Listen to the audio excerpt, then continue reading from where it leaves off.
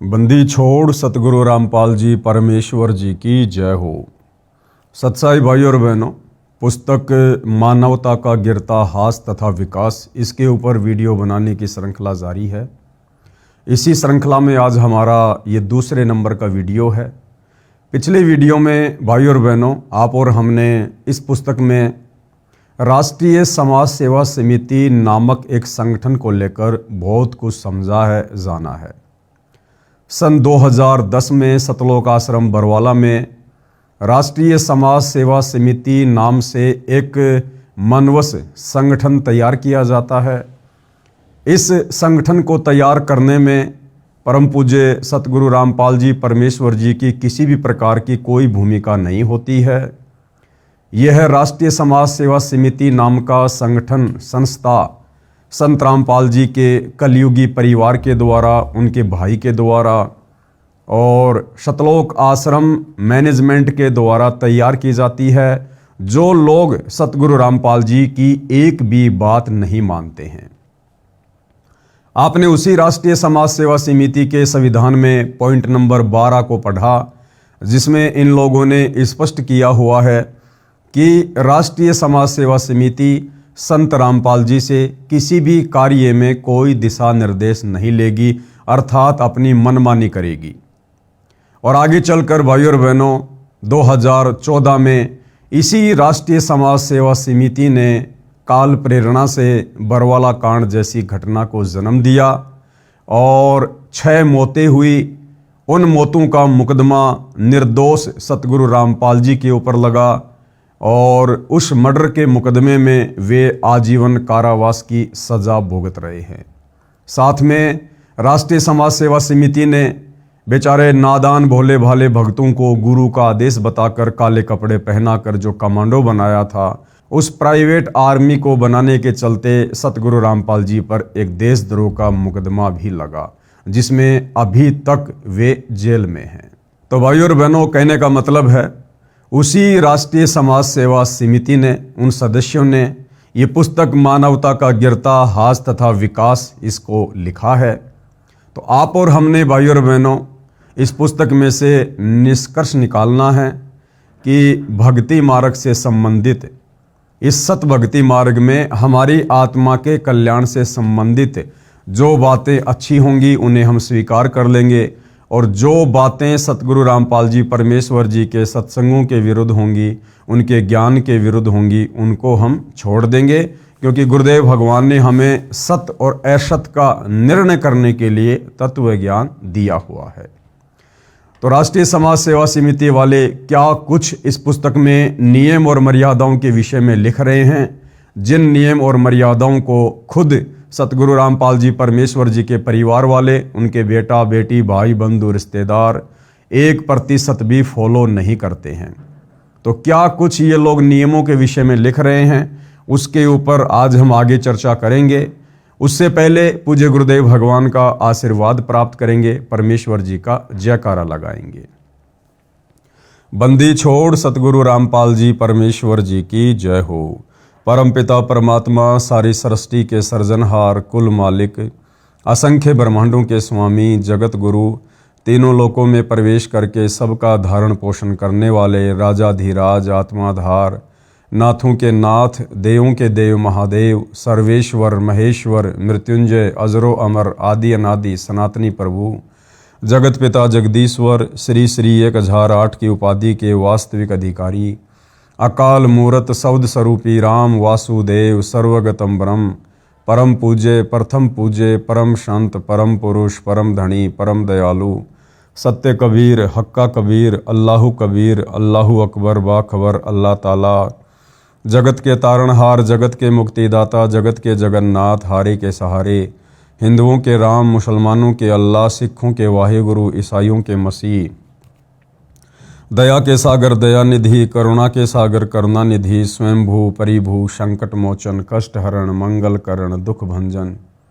अविगत कबीर, निर्विकार निर्विषम परमात्मा, अलय अलेख सतगुरु, आदि अनादि सतगुरु, असली मर्यादा पुरुषोत्तम, असली राम, असली कृष्ण, असली घनश्याम, असली मुरारी, राजाओं के राजा, महाराजाओं के महाराजा, शहंशाहों के शहंशाह, सम्राटों के सम्राट, भगवानों के भगवान, अल्लाहों के अल्लाह, प्रभुओं के प्रभु, मसीहाओं के मसीह, सच्चे वाहे गुरु, बाबाओं के बाबा, पीरों के पीर, सेठों के सेठ, जगत सेठ, सावड़सा सेठ, सर्वगुण संपन्न, अनंत कोटि कलाओं के स्वामी, अनंत कोटि ब्रह्मांडों के नायक, योगियों में महायोगी, ध्यानियों में महाध्यानी, सिद्धों में परम सिद्ध, ज्ञानियों में तत्व ज्ञानी, ब्रह्म ज्ञानी, महाज्ञानी, परम ज्ञानी, सर्वश्रेष्ठ ज्ञानी, विज्ञानी, युवा कबीर, समर्थ कबीर, असमवात, अमित ओझा, सच्चे रहनुमा, करीम अल्लाह, सुभान अल्लाह, दुनिया के अंतिम पैगंबर, 8 सितंबर 1951 से गांव धनाना, जिला सोनीपत, हरियाणा, भारतवर्ष की पावन भूमि पे प्रकट रियल कल की भगवान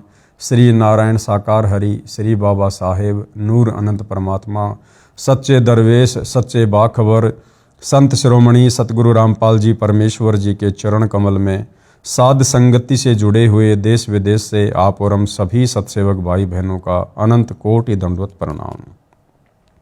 तो भाई और बहनों, पुस्तक मानवता का गिरता हास तथा विकास, इसमें आगे बढ़ते हैं कि समाज में एक शिष्टाचार लाने के लिए किन किन नियम और मर्यादाओं की आवश्यकता है। दुराचार का पाप। हमारे कुछ सदस्य झूठे मुकदमों में, जिनका उल्लेख पुस्तक न्यायालय की गिरती गरिमा में है, रोहतक जेल में थे।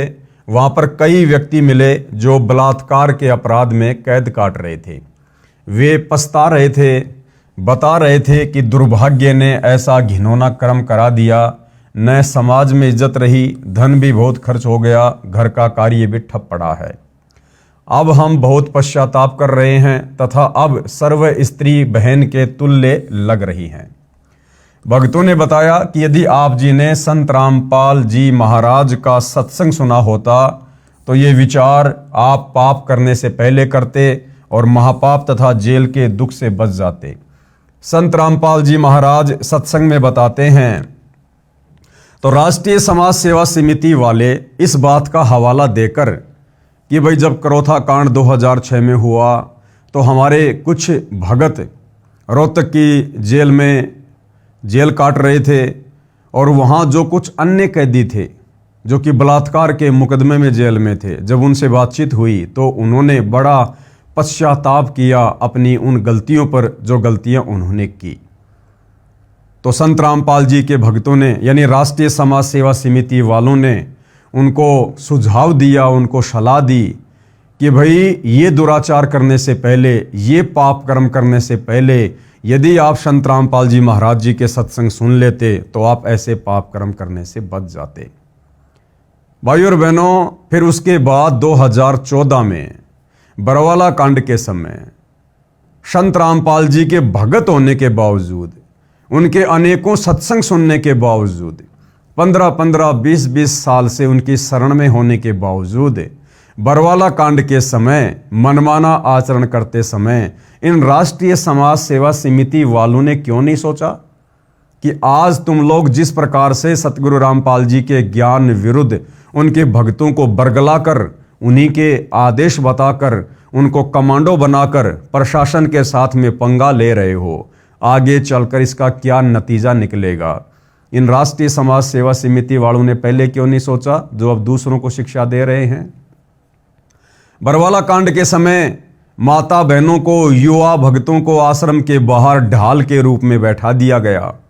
पुलिस प्रशासन और भक्तों के बीच में हिंसक झड़प हुई जिसमें 6 भक्तों की मौत हुई। उस मौत का मुकदमा निर्दोष सतगुरु रामपाल जी के ऊपर लगा और उसी मर्डर के मुकदमे में आज वे जेल में बैठे हैं। तो ये घटिया कुकर्म करने से पहले संत रामपाल जी के भगत होने के बावजूद इन सतलोक आश्रम वालों ने पहले क्यों नहीं सोचा, पहले क्यों नहीं विचार किया, जो अब दुनिया को शिक्षा दे रहे हैं। बेचारे नादान युवा भक्तों को संत रामपाल जी का आदेश बताकर, काले कपड़े पहनाकर, कमांडो बनाकर पुलिस प्रशासन के सामने मरने मारने के लिए आश्रम के बाहर खड़ा कर दिया गया।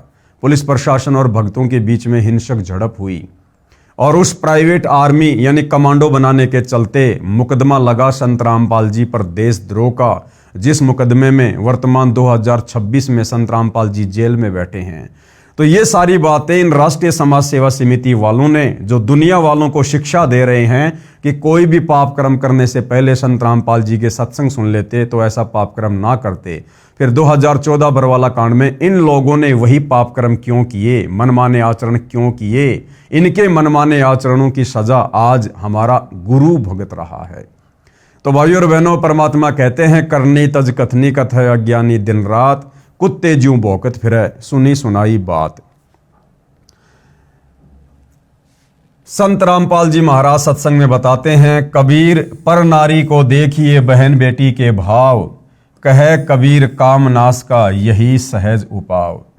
कि दूसरे की बहन बेटी को भी अपनी बहन बेटी और माता की दृष्टि से देखना चाहिए आयु के अनुसार। ऐसा करने से हमारे अंदर जो काम वासना है उसके ऊपर कंट्रोल होता है और साथ में परम संत का आशीर्वाद अति आवश्यक है। यदि आपको परम संत की शरण प्राप्त नहीं है, उनका आशीर्वाद प्राप्त नहीं है, तो भाई और बहनों, कबीर जी की वाणियाँ कितना ही पढ़ लो, कितना ही दिन में इनको घोट लो, इन वाणियों का किसी प्रकार से कोई असर स्त्री या पुरुष के ऊपर नहीं होना है। दुराचारी को दंड। राष्ट्रीय समाज सेवा समिति वाले आगे क्या बता रहे हैं कि दुराचारी व्यक्ति को किस प्रकार से दंड दिया जाना चाहिए। सर्व मानव समाज से राष्ट्रीय समाज सेवा समिति की प्रार्थना है कि बलात्कार करने वाले तथा स्त्रियों से छेड़छाड़ करने वाले का कठोर कानून है, जिसके तहत जमानत भी नहीं होती है, 15 वर्ष की कैद भी काटनी पड़ती है। बुराइयों से बचने तथा अपनी संतान को अच्छे संस्कार युक्त करने के लिए संत रामपाल जी महाराज का सत्संग सुने।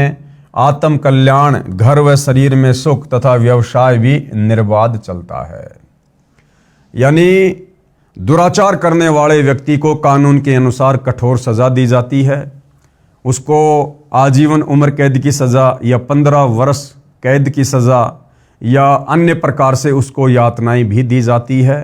तो राष्ट्रीय समाज सेवा समिति का कहना है कि ऐसे दुष्कर्म दुराचार करने से बचें और परम संत सतगुरु रामपाल जी के सत्संग सुनकर अपनी आत्मा का कल्याण करवाएं। दुराचार कितना पाप है, प्रमाण के लिए पढ़िए पेज नंबर 36 पर, जो कि हम आगे पढ़ेंगे। विचार करें, यदि आपकी बहन बेटी से कोई गलत गतिविधि करे तो आपको कैसा लगेगा। बिल्कुल सही बात है जो राष्ट्रीय समाज सेवा समिति वाले कह रहे हैं कि विचार करो, बलात्कार करने वालों, दुराचार करने वालों, यदि आपकी बहन बेटी के साथ में कोई बलात्कार करे, कोई दुराचार करे तो आपको कैसा लगेगा। तो दूसरों को शिक्षा देने वाले सतलोक आश्रम मैनेजमेंट हरियाणा वाले, संत रामपाल जी के परिवार वाले, ये राष्ट्रीय समाज सेवा समिति वाले खुद अपने द्वारा कही गई बातों पर विचार क्यों नहीं करते। आजकल हरियाणा में सतगुरु रामपाल जी के मान सम्मान के प्रोग्राम में बहुत सारे कार्यक्रम आयोजित करवाए जा रहे हैं सतलोक आश्रम वालों के द्वारा। एक कार्यक्रम इन्होंने गांव धीरणवास जिला हिसार में आयोजित करवाया और आप सबको पता है इन राष्ट्रीय समाज सेवा समिति वालों ने, सतलोक आश्रम वालों ने संत रामपाल जी के उस मान सम्मान के कार्यक्रम में जवान जवान लड़कियों को सरेआम स्टेज पर खड़ा करके दुनिया के सामने नचवाया, लोगों का मनोरंजन करवाया। तो इन राष्ट्रीय समाज सेवा समिति वालों को विचार करना चाहिए इन्हीं के शब्दों के अनुसार कि यदि उस समय नाचने वाली तुम्हारी खुद की बहन बेटियां होती तो तुम क्या करते। यदि उस समय तुम्हारी खुद की बहन बेटियों को नाचने के लिए खड़ा किया जाता तो तुम क्या करते राष्ट्रीय समाज सेवा समिति वालों। फिर तुम्हें शर्म क्यों नहीं आती है, किराए में लड़कियां लाते हो नचवाने के लिए, गाने गवाने के लिए, दुनिया के मनोरंजन के लिए। तो तुम लोग भी तो जरा विचार करो कि जो कर्म तुम वर्तमान में कर रहे हो वो क्या अध्यात्म के अनुसार, सामाजिक व्यवस्था के अनुसार उचित हैं, जो तुम दूसरों को शिक्षा दे रहे हो। जैसा दर्द आपने होवे ऐसा जान बिराने। अधिक ज्ञान के लिए पढ़ें पुस्तक के पेज नंबर 36 का विवरण। वर्तमान के संत शास्त्र विरुद्ध ज्ञान तथा नाम मंत्र प्रदान कर रहे हैं। सर्व संतों से प्रार्थना करेंगे कि आप जी अपने द्वारा बताई गई साधना मंत्रों का प्रमाण बताइए कि वे शास्त्र प्रमाणित हैं। यदि नहीं है तो आप जी श्रद्धालुओं का जीवन नष्ट ना करें।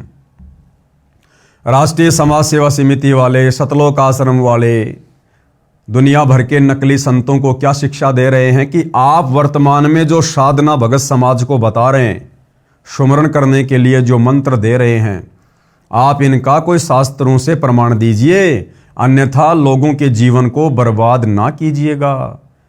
तो हम साध संगति से जुड़े भाई बहन, इन राष्ट्रीय समाज सेवा समिति वालों से, संत रामपाल जी के परिवार वालों से हम भी प्रार्थना करते हैं कि आप लोगों ने संत रामपाल जी की गैर हाजिरी में धनाना गांव में जो बैडमिंटन का स्टेडियम बनवा दिया गेम खेलने के लिए, क्या सतगुरु रामपाल जी के भक्ति मार्ग में, उनकी पुस्तकों में, उनके सत्संगों में या कबीर जी के भक्ति विधान में कहीं इस बात का कोई प्रमाण है कि भक्तों ने गेम वगैरह खेलना चाहिए या दुनिया को गेम खिलाने के लिए उनका सहयोग करना चाहिए? क्योंकि भक्ति मार्ग में गलत काम करना या दूसरों से करवाना या करने में सहयोग देना सब महापाप के समान है। तो आप सतलोक आश्रम वालों ने जो गांव धनाना में बैडमिंटन का स्टेडियम बनवा कर दे दिया गांव वालों को, क्या ये उचित है? किसी शास्त्र में इसका कोई प्रमाण है? आप सतलोक आश्रम वालों ने परशुराम की जयंती में, जो कि आन उपासना के अंतर्गत आती है, हजारों भक्तों को बैठा दिया, क्योंकि उस दिन वहां पर हरियाणा के मुख्यमंत्री जी ने आना था। तो आप सतलोक आश्रम वालों ने लगभग 500 से 700 हरियाणा रोडवेज की बसों में भक्तों को बैठाकर परशुराम की जयंती में रोहतक के पैरावर में बैठा दिया। क्या इसका प्रमाण सतगुरु रामपाल जी के किसी सत्संग में या किसी उनके द्वारा लिखी गई पुस्तक में इस बात का प्रमाण है कि भक्तों ने किसी भी महापुरुष की रैली में या किसी भी महापुरुष की जयंती पर या किसी भी महापुरुष के धाम पर, जो कि काल के द्वारा भेजे गए हैं, वहां जाने का कोई विधान है क्या? फिर आप लोगों ने परशुराम की जयंती में परशुराम के धाम पर संत रामपाल जी के भक्तों को क्यों बैठाया? क्यों उनकी मर्यादा तोड़वाई? क्या कहीं इस बात का कोई उल्लेख है? बताइए। आप लोगों ने राजस्थान के गैंगस्टर आनंदपाल सिंह की सीबीआई जांच के समर्थन में राजस्थान के अजमेर में और हरियाणा के भिवानी में राजपूत करणी सेना की रैली में हजारों संत रामपाल जी के भक्तों को बैठाया, उनकी मर्यादा तोड़वाई, उनके दान धर्म का पैसा चंदे के रूप में दिया। क्या इस बात का प्रमाण, कोई उल्लेख संत रामपाल जी के सत्संगों में है कि भक्तों ने गुंडों की सीबीआई जांच का समर्थन करना चाहिए? अरे तो राष्ट्रीय समाज सेवा समिति वालों, दुनिया को उपदेश देने से पहले आप भी तो विचार करो कि आप लोग खुद संत रामपाल जी के भक्ति मार्ग के विरुद्ध खड़े होकर क्या क्या कुकर्म कर रहे हो। यदि नहीं है तो आप जी श्रद्धालुओं का जीवन नष्ट ना करें। उनसे कह दें कि हमारी भक्ति विधि मोक्षदायक नहीं है। वास्तविक भक्ति विधि संत रामपाल जी महाराज सतलोक आश्रम बरवाड़ा, जिला हिसार, हरियाणा के पास है। अपने सिर से शिष्यों का भार उतारो। ठीक इसी प्रकार यदि हमारे द्वारा बताई गई किसी भी बात का प्रमाण, जो कुकर्म तुम राष्ट्रीय समाज सेवा समिति वालों ने संत रामपाल जी की गैर हाजिरी में वर्तमान में किए हैं, संगत से करवाए हैं, यदि तुम्हारे पास भी कोई साक्ष्य नहीं है, कोई प्रमाण नहीं है, तो भैया तुम भी अपने सिर से भार उतार दो। सभी संगत वालों से, सभी भक्तों से हाथ जोड़कर कह दो कि भाई हम राष्ट्रीय समाज सेवा समिति वालों के पास, सतगुरु रामपाल जी के परिवार वालों के पास संगत का मार्गदर्शन करने के लिए कुछ भी नहीं है। हम लोगों ने बहुत सारी गलतियां की, तुम लोगों की मर्यादा तोड़वाई, और भाई आप ऐसा करो, सारे के सारे भगत, सारे के सारे सतलोक आश्रमों में आने वाले श्रद्धालु साध संगति के वीडियो देखना शुरू कर दो, ज्ञान को आधार बनाओ। तो भाई इस प्रकार से आप लोग भी संगत का जो भार आप लोगों ने उनकी मर्यादा तोड़वाकर, भक्ति विरुद्ध कर्म करवाकर जो भार अपने सिर पर चढ़वा लिया है, आप भी जरा उस भार को हल्का कर दो, वरना भोगने में फिर बड़ी पीड़ा का सामना करना पड़ेगा। शास्त्र प्रमाणित भक्ति जानने के लिए कृपया पढ़िए पुस्तक ज्ञान गंगा तथा देखिए टीवी चैनल साधना शाम को 7:45 पर। आगे राष्ट्रीय समाज सेवा समिति वाले बताते हैं कि और क्या क्या नियम हैं। चोरी, जुआ आदि अपराध करने से मानव को अध्यात्म ज्ञान के आधार से बचाना। कबीर मांस बखे और मद पीवे और धन वेश्या से खाए, जुआ खेले चोरी करे वो अंत समोड़ा जाए। जो व्यक्ति मांस खाते हैं और शराब पीते हैं या किसी भी प्रकार का नशा करते हैं और लड़कियों से वेश्यावृत्ति करवाकर धन कमाते हैं, जुआ खेलते हैं और चोरी करते हैं, कबीर परमेश्वर कहते हैं अंत में उनका सर्वनाश होता है, उनका सत्यानाश होता है। चोर सदा दुखी रहता है। एक चोर ने एक भगत किसान का बैल चुरा लिया। किसान के पास एक ही बैल था। परमेश्वर कबीर जी उस किसान के गुरुजी थे। बैल के चोरी होने की बात जब किसान ने गुरुजी को बताई तो परमेश्वर कबीर जी ने कहा, बच्चा परमात्मा पर विश्वास रख, सब ठीक हो जाएगा। कबीर सत मत छोड़े सूरमा, सत छोड़े पत जाए, और सत के बांधे लक्ष्मी फेर मिलेगी आए। देखिए भाइयों और बहनों, कितनी अजब गजब की शिक्षा यहाँ सतगुरु रामपाल जी परमेश्वर जी के सत्संगों में हमें मिलती है। लेकिन ये राष्ट्रीय समाज सेवा समिति वाले, सतलोक आश्रम वाले, सतगुरु रामपाल जी के बेटा बेटी, भाई बंधु रिश्तेदार इन शिक्षाओं पर 1% भी अमल नहीं करते हैं। यहाँ पर किस कथा का जिक्र कर रहे हैं कि एक बार एक किसान था जो कि कबीर परमात्मा जी का भगत था। क्योंकि कबीर परमेश्वर समय समय पर अनेक प्रकार के चोले धारण करके, साधु संत महात्मा, जिंदा महात्मा का रूप धारण करके अपने तत्व ज्ञान का प्रचार प्रसार करने के लिए धरती पर आते रहे हैं। तो ऐसे ही कबीर परमात्मा एक संत रूप में आए हुए थे। एक किसान जो उनका शिष्य था, एक चोर ने उस किसान का, उस भगत का एक बैल चुरा लिया। ये बात उस भगत ने जाकर अपने गुरुदेव को बताई कि गुरुदेव ऐसे ऐसे रात में दास का बैल कोई चोर चुरा ले गया। तो कबीर परमात्मा जी ने, यानी उस किसान के गुरु ने, अपने शिष्य को यह नहीं कहा कि तू उसके ऊपर मुकदमा कर दे, भैया तू राजा के दरबार में जा, कोर्ट में जा, कचहरी में जा, क्योंकि ये सारी व्यवस्था तो राजाओं के समय भी थी। तो गुरुदेव ने क्या कहा कि भगवान पे विश्वास कर, अगर वो चोरी कर ले गया कोई बात नहीं, तू अपनी भक्ति कर और अपने भगवान के ऊपर विश्वास कर। और उस किसान भगत ने ऐसा ही किया। अब ये राष्ट्रीय समाज सेवा समिति वाले भी तो उसी कबीर भगवान के भगत हैं। भले ही ये लोग वर्तमान में संत रामपाल जी को कबीर नहीं मानते हैं, कबीर जी का भेजा हुआ कोई अवतार मानते हैं, कोई दास मानते हैं, जैसी भी इनकी बुद्धि काम कर रही है। लेकिन ये लोग क्या कर रहे हैं वर्तमान में, कथा क्या सुना रहे हैं और आचरण उसके बिल्कुल विपरीत। मुझ पवन दास के ऊपर 2022 में इन्हीं सतलोक आश्रम वालों ने, संत रामपाल जी के परिवार वालों ने संत रामपाल जी के पास, यानी अपने गुरु के पास हिसार जेल में मेरी शिकायत भेजी, झूठी शिकायत कि गुरुजी वो पवन दास संगत को लूट रहा है, यानी चोरी कर रहा है, लोगों से पैसा ऐंठ रहा है। और इन सतलोक आश्रम वालों ने संत रामपाल जी के द्वारा मेरे ऊपर झूठा 420 का मुकदमा करवा दिया। अब बताइए भाइयों और बहनों, कथा तो सुना रहे हैं उस किसान की और कबीर परमात्मा की, और कबीर परमात्मा ने किसान से कहा कि बेटा कोई बात नहीं, भगवान पे विश्वास रख। और यहां ये राष्ट्रीय समाज सेवा समिति वाले क्या कर रहे हैं, ये मुझ पवन दास के ऊपर अपने गुरु को सलाह देकर कि गुरुजी पवन दास के ऊपर मुकदमा करो। ये लोग खुद भगत होने के बावजूद अपने भगवान को, अपने गुरु को शिक्षा देकर और अपने गुरु भाई के ऊपर मुकदमा करवा रहे। तो भाइयों और बहनों, करनी तज कथनी कथ है, अज्ञानी दिन रात, कुत्ते ज्यों भौंकत फिरे, सुनी सुनाई बात। संत रामपाल जी की शिक्षा का 1% भी असर उनके परिवार को या सतलोक आश्रम मैनेजमेंट हरियाणा को नहीं है। तो कबीर परमेश्वर जी ने उस किसान से कहा कि बेटा कोई बात नहीं, भगवान पे विश्वास रख और अपनी भक्ति पर ध्यान दे।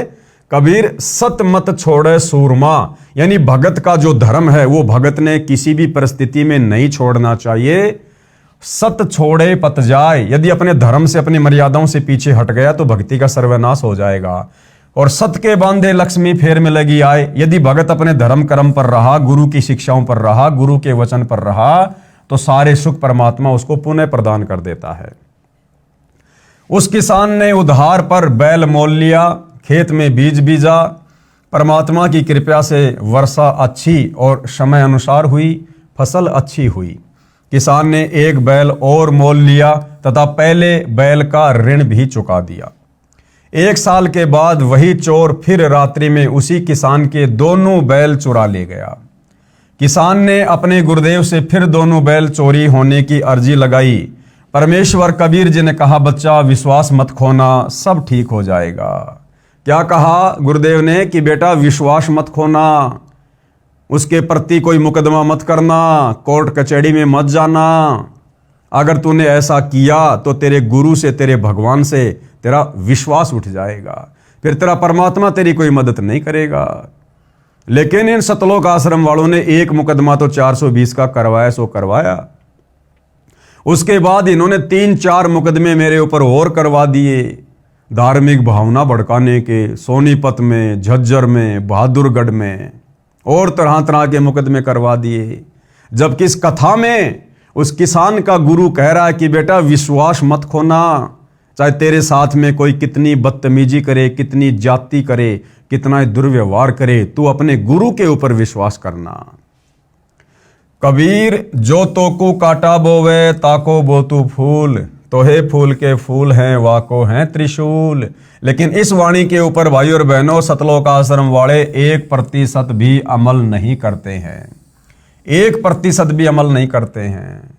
मुझे लगता है ये राष्ट्रीय समाज सेवा समिति वाले संत रामपाल जी की शिक्षाओं पर कम और आसाराम की शिक्षाओं पर ज्यादा चलते हैं। क्योंकि कबीर जी की वाणी है कि जो तो को काटा बोवे वाको बोतू फूल, यानी तेरे साथ यदि कोई दुर्व्यवहार करता है, बदतमीजी करता है, तुझे नुकसान देता है, तो तू उसके साथ वैसा ही बर्ताव मत कर। अगर तेरी राह में कोई कांटे बिछा रहा है, उसकी राह में तू फूल बिछा। यानी तेरे विषय में कोई गलत सोचता है तो तू उसके विषय में अच्छा सोच, समय आने पर तेरे लिए अच्छा होगा और उसके लिए वो कांटों के समान होगा। ये है सतगुरु रामपाल जी की शिक्षा, कबीर परमेश्वर की शिक्षा। लेकिन ये सतलोक आश्रम वाले अपने गुरुदेव की शिक्षाओं पर ना चल के और आसाराम जी की शिक्षाओं पर ज्यादा चलते हैं। भाई और बहनों, आपको आसाराम जी का एक छोटा सा वीडियो दिखाता हूं जिसमें वो किसी सभा में कह रहे हैं इसी वाणी का उल्टा अर्थ पेश करके। और क्या कुछ कह रहे हैं आप उन्हीं के मुख से सुन लीजिए कि जो तोकू काटा बोवे वाको बोतू भाला। कबीर परमात्मा तो क्या कह रहे हैं कि जो तोकू काटा बोवे वाको बोतू फूल। और आसाराम जी, जिनको दुनिया बहुत बड़ा संत मानती है, एक मार्गदर्शक के रूप में दुनिया जिनको पूजती है, वो कबीर परमेश्वर जी की वाणियों का दुरुपयोग करते हुए भगत समाज को क्या दिशा निर्देश दे रहे हैं कि जो तोकू काटा बोवे वाको बोतू भाला। और वो भी क्या याद करेगा किसके साथ पड़ा था पाला। तो एक बार आसाराम जी के मुख से सुन लीजिए भाई और बहनों। हिंदू आतंकी नहीं होता है, लेकिन हिंदू को परेशान करोगे तो फिर हिंदू जानता है जो तो को कांटा बुए वहां को बोतू भला, वो भी साला क्या याद करेगा पड़ा था किसी से पाला। तो सुना भाई और बहनों आपने आसाराम जी के मधुर प्रवचन। तो मुझे लगता है ये राष्ट्रीय समाज सेवा समिति वाले, संत रामपाल जी के परिवार वाले, ये संत रामपाल जी से ज्यादा आसाराम जी के सत्संगों से प्रभावित हैं, जिस कारण से आए दिन सत्सेवकों के ऊपर झूठे मुकदमे करते रहते हैं। किसान ने 2 बैल उधार मोल लिए, खेत बीजा, परमेश्वर की कृपा हुई, समय पर अच्छी वर्षा होने से बहुत अच्छी फसल हुई। किसान ने 2 बैलों का ऋण चुकाया तथा 2 बैल और खरीदे तथा अधिक जमीन पर खेती की। एक नौकर हाड़ी भी रख लिया। 1 वर्ष के पश्चात वही चोर फिर उसी किसान के घर पर चोरी करने के मकसद से गया। उसने सोचा था कि किसान के अब कोई बैल नहीं होगा, फिर भी एक बार देख लेता हूं। देखा तो किसान के घर पर 4 बैल खड़े थे। यह दृश्य देखकर चोर ने सोचा कि मैंने इसके 3 बैल चुराए, मेरे पास एक भी पैसा नहीं है। लड़का बीमार हुआ तथा पत्नी बीमार हुई। सर्व पैसा जो 3 बैल बेचकर प्राप्त किया था सब खर्च हो गया और किसान के घर 4 बैल बंधे हैं। यह एक आश्चर्य की बात है। चोर ने रात्रि में आंगन में सोए किसान को जगाया। किसान ने पूछा कि कौन है भाई? चोर ने कहा कि मैं चोर हूं। किसान ने सोचा कि कोई मजाक कर रहा है। कहा कि चोर है तो अपना काम कर, मुझे सोने दे। चोर ने कहा जो कार्य मैं करता था वह अब करने का मन नहीं बन रहा। हे किसान, मैंने तेरे 3 बैल चुराए, मेरे पास आज 1 पैसा नहीं है, कुछ कर्जा भी हो गया है। आपके पास पहले 2 बैल थे, अब देखा तो आपके पास 4 बैल हैं, इसका राज जानना चाहता हूं। किसान ने कहा कि मैंने गुरु बना रखा है, गुरु पूरा है। उन्होंने बताया है कि जो चोरी करते हैं उनका सर्वनाश होता है। प्राणी को केवल किस्मत में लिखा ही मिलता है।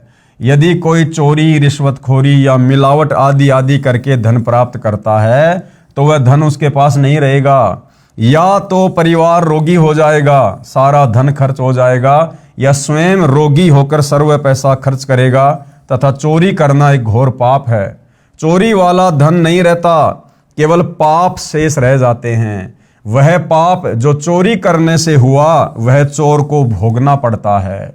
किसी का बैल बनेगा, किसी की भैंस या गाय बनकर ऋण उतारेगा। ये सब सुनकर चोर कांपने लगा तथा कहा, हे किसान, ये सब कुछ मेरे साथ हो चुका है। यानी चोरी करने के बाद जो जो उसके दुष्परिणाम होते हैं भाई, वो सब कुछ मेरे साथ हो चुके हैं।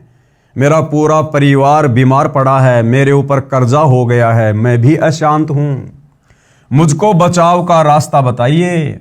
किसान ने उस चोर को गुरुजी से मिलाया तथा सर्व दास्ता सुनाई। गुरुजी ने कहा, बच्चा अच्छा है, अब भी सुधर जा, तेरे सर्व पाप परमात्मा क्षमा कर देगा। क्योंकि भाई और बहनों, जिस समय कबीर परमेश्वर स्वयं तत्वदर्शी संत के रूप में धरती पर प्रकट होते हैं, उस समय ये परमात्मा हमें किस्मत से अधिक भी देता है। लेखनी इस कबीर परमेश्वर जी के हाथ में होती है, सच्चे सतगुरु के हाथ में होती है।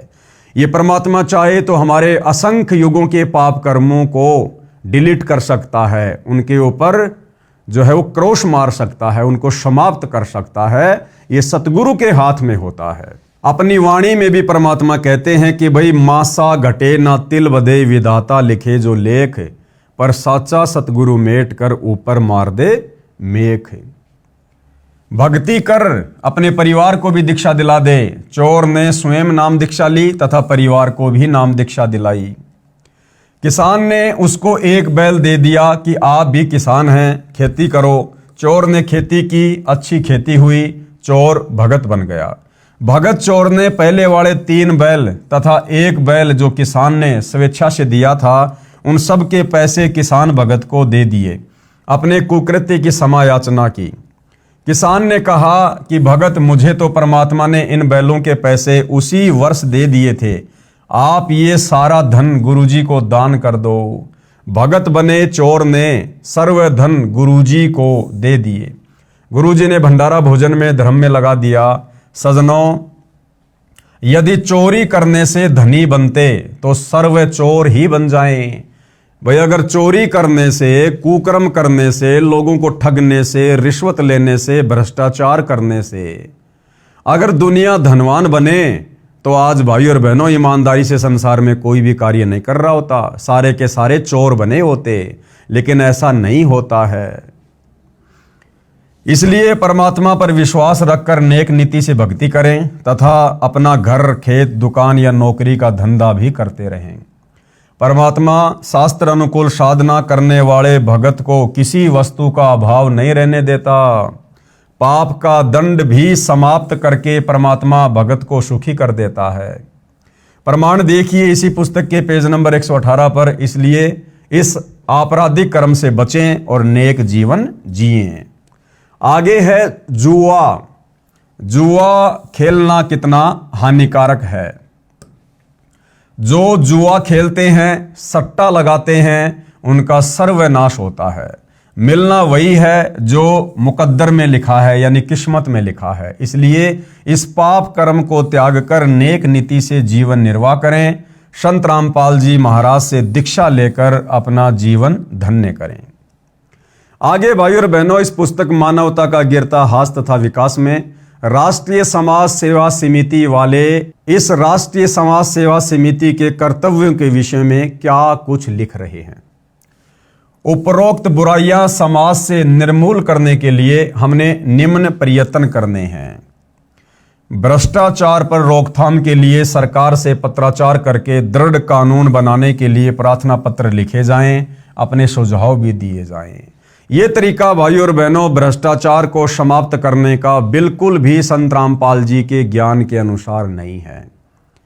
देखो भाइयों और बहनों, समय समय पर सरकार बहुत ही कठोर कानून लागू करती रही है। ये बलात्कार, ये चोरी, ये रिश्वतखोरी क्या ये वर्तमान में हो रही है? ये तो बहुत पहले से चलती आ रही है और समय समय पर सरकारों ने इनकी रोकथाम के लिए कड़े कानून भी बनाए।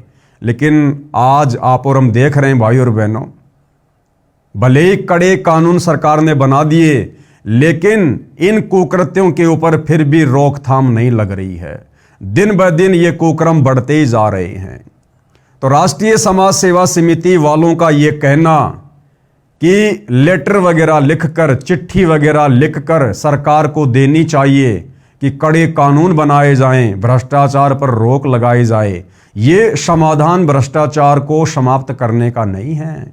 भाइयों और बहनों, विचार करें, जिस प्रकार से आप और हम ज्यादातर भगत भाई बहन सतगुरु रामपाल जी की शरण में आने से पहले कितने बड़े दुराचारी थे, कितने बड़े निकम्मे थे, कितने बड़े भ्रष्टाचारी थे, कितने बड़े कुकर्मी थे। लेकिन सतगुरु रामपाल जी परमेश्वर जी की शरण में आने के बाद हमने ना तो सरकार को कोई पत्राचार करना पड़ा, ना कोई लेटर लिखना पड़ा, ना अन्य किसी प्रकार से कोई प्रयत्न करना पड़ा। और आज हमारे अंदर कितना परिवर्तन ऑटोमेटिक आ चुका है। जो कुकर्म हम किया करते थे, आज हम उन कुकर्मों के विषय में सोचकर भी परेशान हो जाते हैं, हैरान हो जाते हैं, करना तो बहुत दूर की बात है। तो ये सारा सब कुछ कैसे हुआ? इतना परिवर्तन कैसे संभव हुआ? सतगुरु रामपाल जी के सत्संग सुनकर, उनकी शरण में आकर और उनके बताए अनुसार मर्यादित सत भक्ति करने से। तो जिस प्रकार आप और हमारे अंदर परिवर्तन आया, क्योंकि हम भी इसी समाज के हिस्से हैं, इसी समाज के हिस्से थे, और जिन कुकर्मों को समाप्त करने की बात यहाँ की जा रही है, वो सारे कुकर्म कहीं न कहीं थोड़े बहुत आप और हम भी किया करते थे। तो बदलाव कैसे आया? सत भक्ति करने से, सतगुरु के आशीर्वाद से। तो इसी प्रकार भाइयों और बहनों, केवल सरकार को लेटर लिखने से, पत्राचार करने से इन वर्तमान बुराइयों के ऊपर विजय प्राप्त नहीं की जा सकती है। समय समय पर सरकारें कड़े कानून लेकर आती हैं, लेकिन फिर भी कोई विशेष बदलाव समाज में नजर नहीं आता। तो राष्ट्रीय समाज सेवा समिति वालों का ये जो तरीका है, ये बिल्कुल ज्ञान विरुद्ध है, ये गलत है। यदि समाज को ये लोग सुधारना चाहते हैं, तो सबसे पहले इन राष्ट्रीय समाज सेवा समिति वालों को संत रामपाल जी के सत्संगों को गहनता से समझना होगा। उसके बाद अपने ऊपर उन सत्संगों को अमल में लाना होगा और फिर समाज को संत रामपाल जी के सत्संग सुनने का सुझाव देना होगा। क्योंकि भाइयों और बहनों, परमात्मा जी कहते हैं कि जब तक हम अपने गुरुदेव के वचनों पर अमल नहीं करेंगे, तो हमारे द्वारा दिए गए सुझाव अन्य लोगों के ऊपर कारगर सिद्ध नहीं होंगे, यानी हमारे शब्दों का दूसरों के ऊपर खास प्रभाव नहीं होगा। तो राष्ट्रीय समाज सेवा समिति वालों को, संत रामपाल जी के परिवार वालों को चाहिए कि भाई दुनिया को फोकट में सुझाव देने से पहले आप लोग संत रामपाल जी के सत्संगों को गहनता से सुनिए, समझिए और पहले आप उनकी शिक्षाओं पर अमल कीजिए। पहले आप गुरुदेव की शिक्षाओं को अपने ऊपर लागू कीजिए। पहले आप एक अच्छे भगत बनिए, अच्छे नागरिक बनिए, अपने आचार विचार व्यवहार में परिवर्तन लाइए। उसके बाद आप दूसरों को शिक्षा दीजिए, और वो भी सतगुरु जी के ज्ञान के अनुसार, ना कि इस प्रकार से सरकारों को लेटर लिखने वाली। लेटर लिखने से परिवर्तन नहीं होता।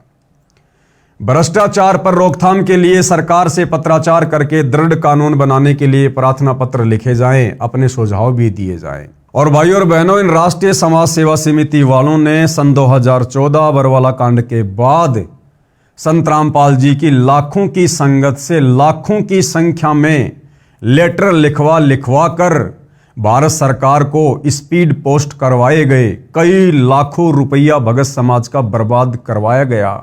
मैं इन राष्ट्रीय समाज सेवा समिति वालों से पूछना चाहता हूं, क्या किसी प्रकार का कोई परिवर्तन हुआ? लगभग 10 से 15 लाख लेटर भगत समाज से प्रधानमंत्री के नाम लिखवाए गए थे। लाखों रुपया भगत समाज का स्पीड पोस्ट करवाकर बर्बाद करवाए गए थे। क्या तुम्हारे इस प्रकार से, इस सुझाव से क्या सरकार ने किसी भी प्रकार के कानून में कोई फेरबदल किया? तो भाई आप लोगों ने हमेशा से संगत का बिगाड़ा किया है, बिगाड़ा। सेना देश की सीमा पर तैनात रहती है। यदि कोई शरारती तत्व देश की सीमा को लांघता है तो सेना युद्ध करके खदेड़ देती है, युद्ध करती है, उसमें चाहे जान भी चली जाए। इसी प्रकार राष्ट्रीय समाज सेवा समिति ने कार्य करना है। देखो कौन सी विधि से कार्य करना है। भारतीय सेना का उदाहरण दे रहे हैं कि हमने जबरन लड़ाई झगड़ा करके अगर कोई ना मानेगा तो भी हमने डंडे उठा लेने हैं, क्योंकि पहले ये लोग कह चुके हैं भाई और बहनों पॉइंट नंबर 12 में कि राष्ट्रीय समाज सेवा समिति संत रामपाल जी से किसी भी कार्य में कोई दिशा निर्देश नहीं लेगी। और यहां भगत समाज को क्या सुझाव दे रहे हैं? भारतीय सेना का उदाहरण देकर कि अगर कोई असामाजिक तत्व है सीमाओं को लांघने का प्रयास करेगा तो सेना उसको जबरन खदेड़ देती है। अब सेना उसको कैसे खदेड़ेगी? डंडे मारेगी, गोलियां मारेगी, तोप चलाएगी। सेना के पास तो यही उपाय है। तो कह रहे हैं इसी प्रकार से राष्ट्रीय समाज सेवा समिति वाले सदस्य करेंगे। और भाई और बहनों इन्होंने वैसा ही किया। सन 2014 बरवाला कांड में बेचारे भोले भाले भक्तों को संत रामपाल जी के झूठे आदेशों की आड़ में कमांडो बना दिया। उनके हाथों में लठ, पत्थर, पेट्रोल, बम पकड़ा दिए। और जो प्रशासन वहां पर संत रामपाल जी को अरेस्ट करने के लिए आया था, उन प्रशासन वालों के सामने बेचारे नादान भक्तों के हाथों में डंडे देकर मरने मारने के लिए खड़ा कर दिया। यानी ये घटिया तरीका इन सतलोक आश्रम वालों ने राष्ट्रीय समाज सेवा समिति के नियम अनुसार अपनाया। अब ये तरीका कितना सही है, कितना गलत है, आप जी खुद विचार कर सकते हैं। इसी प्रकार राष्ट्रीय समाज सेवा समिति ने कार्य करना है। हमारा युद्ध लाठी गोली का नहीं होगा। तो वही फिर बरवाला कांड में कमांडो क्यों बनाए? बरवाला कांड में भक्तों को काले कपड़े पहनाकर कमांडो बनाकर उनके हाथों में लठ, पत्थर, पेट्रोल बम, ईंटों के टुकड़े और बंदूकें देकर प्रशासन के सामने मरने मारने के लिए क्यों खड़ा किया? अगर तुम्हारा यह तरीका नहीं है तो हमारा संघर्ष कानून के अंतर्गत संवैधानिक तरीके से चलेगा। तो बरवाला कांड में भक्तों को काले कमांडो बनाकर पुलिस वालों के सामने डंडे देकर मरने मारने के लिए खड़ा करना कौन सा कानूनी तरीका था भाई? कौन सा संवैधानिक तरीका था? इसलिए भाई और बहनों दास बार बार कहता है कि करनी तज कथनी कथ है अज्ञानी दिन रात, और कुत्ते ज्यों भौंकत फिरे सुनी सुनाई बात। हमारा संघर्ष कानून के अंतर्गत संवैधानिक तरीके से चलेगा। हम किसी को मार नहीं सकते, क्योंकि घुसपैठिया भ्रष्टाचारी विदेशी नहीं है, ये स्वदेशी है, अपने भाई बहन तथा बुजुर्ग हैं। अरे तो वो पुलिस वाले हमारे भाई बहन नहीं थे क्या, जिनके ऊपर तुम लोगों ने बेचारे नादान भक्तों से डंडे बरसाए, पत्थर बरसाए, 300 पुलिस वालों के घुटने फोड़ दिए? वो कोई घुसपैठिए थे क्या? वो हमारे देश के नहीं थे क्या? वो हमारे भाई बहन नहीं थे क्या?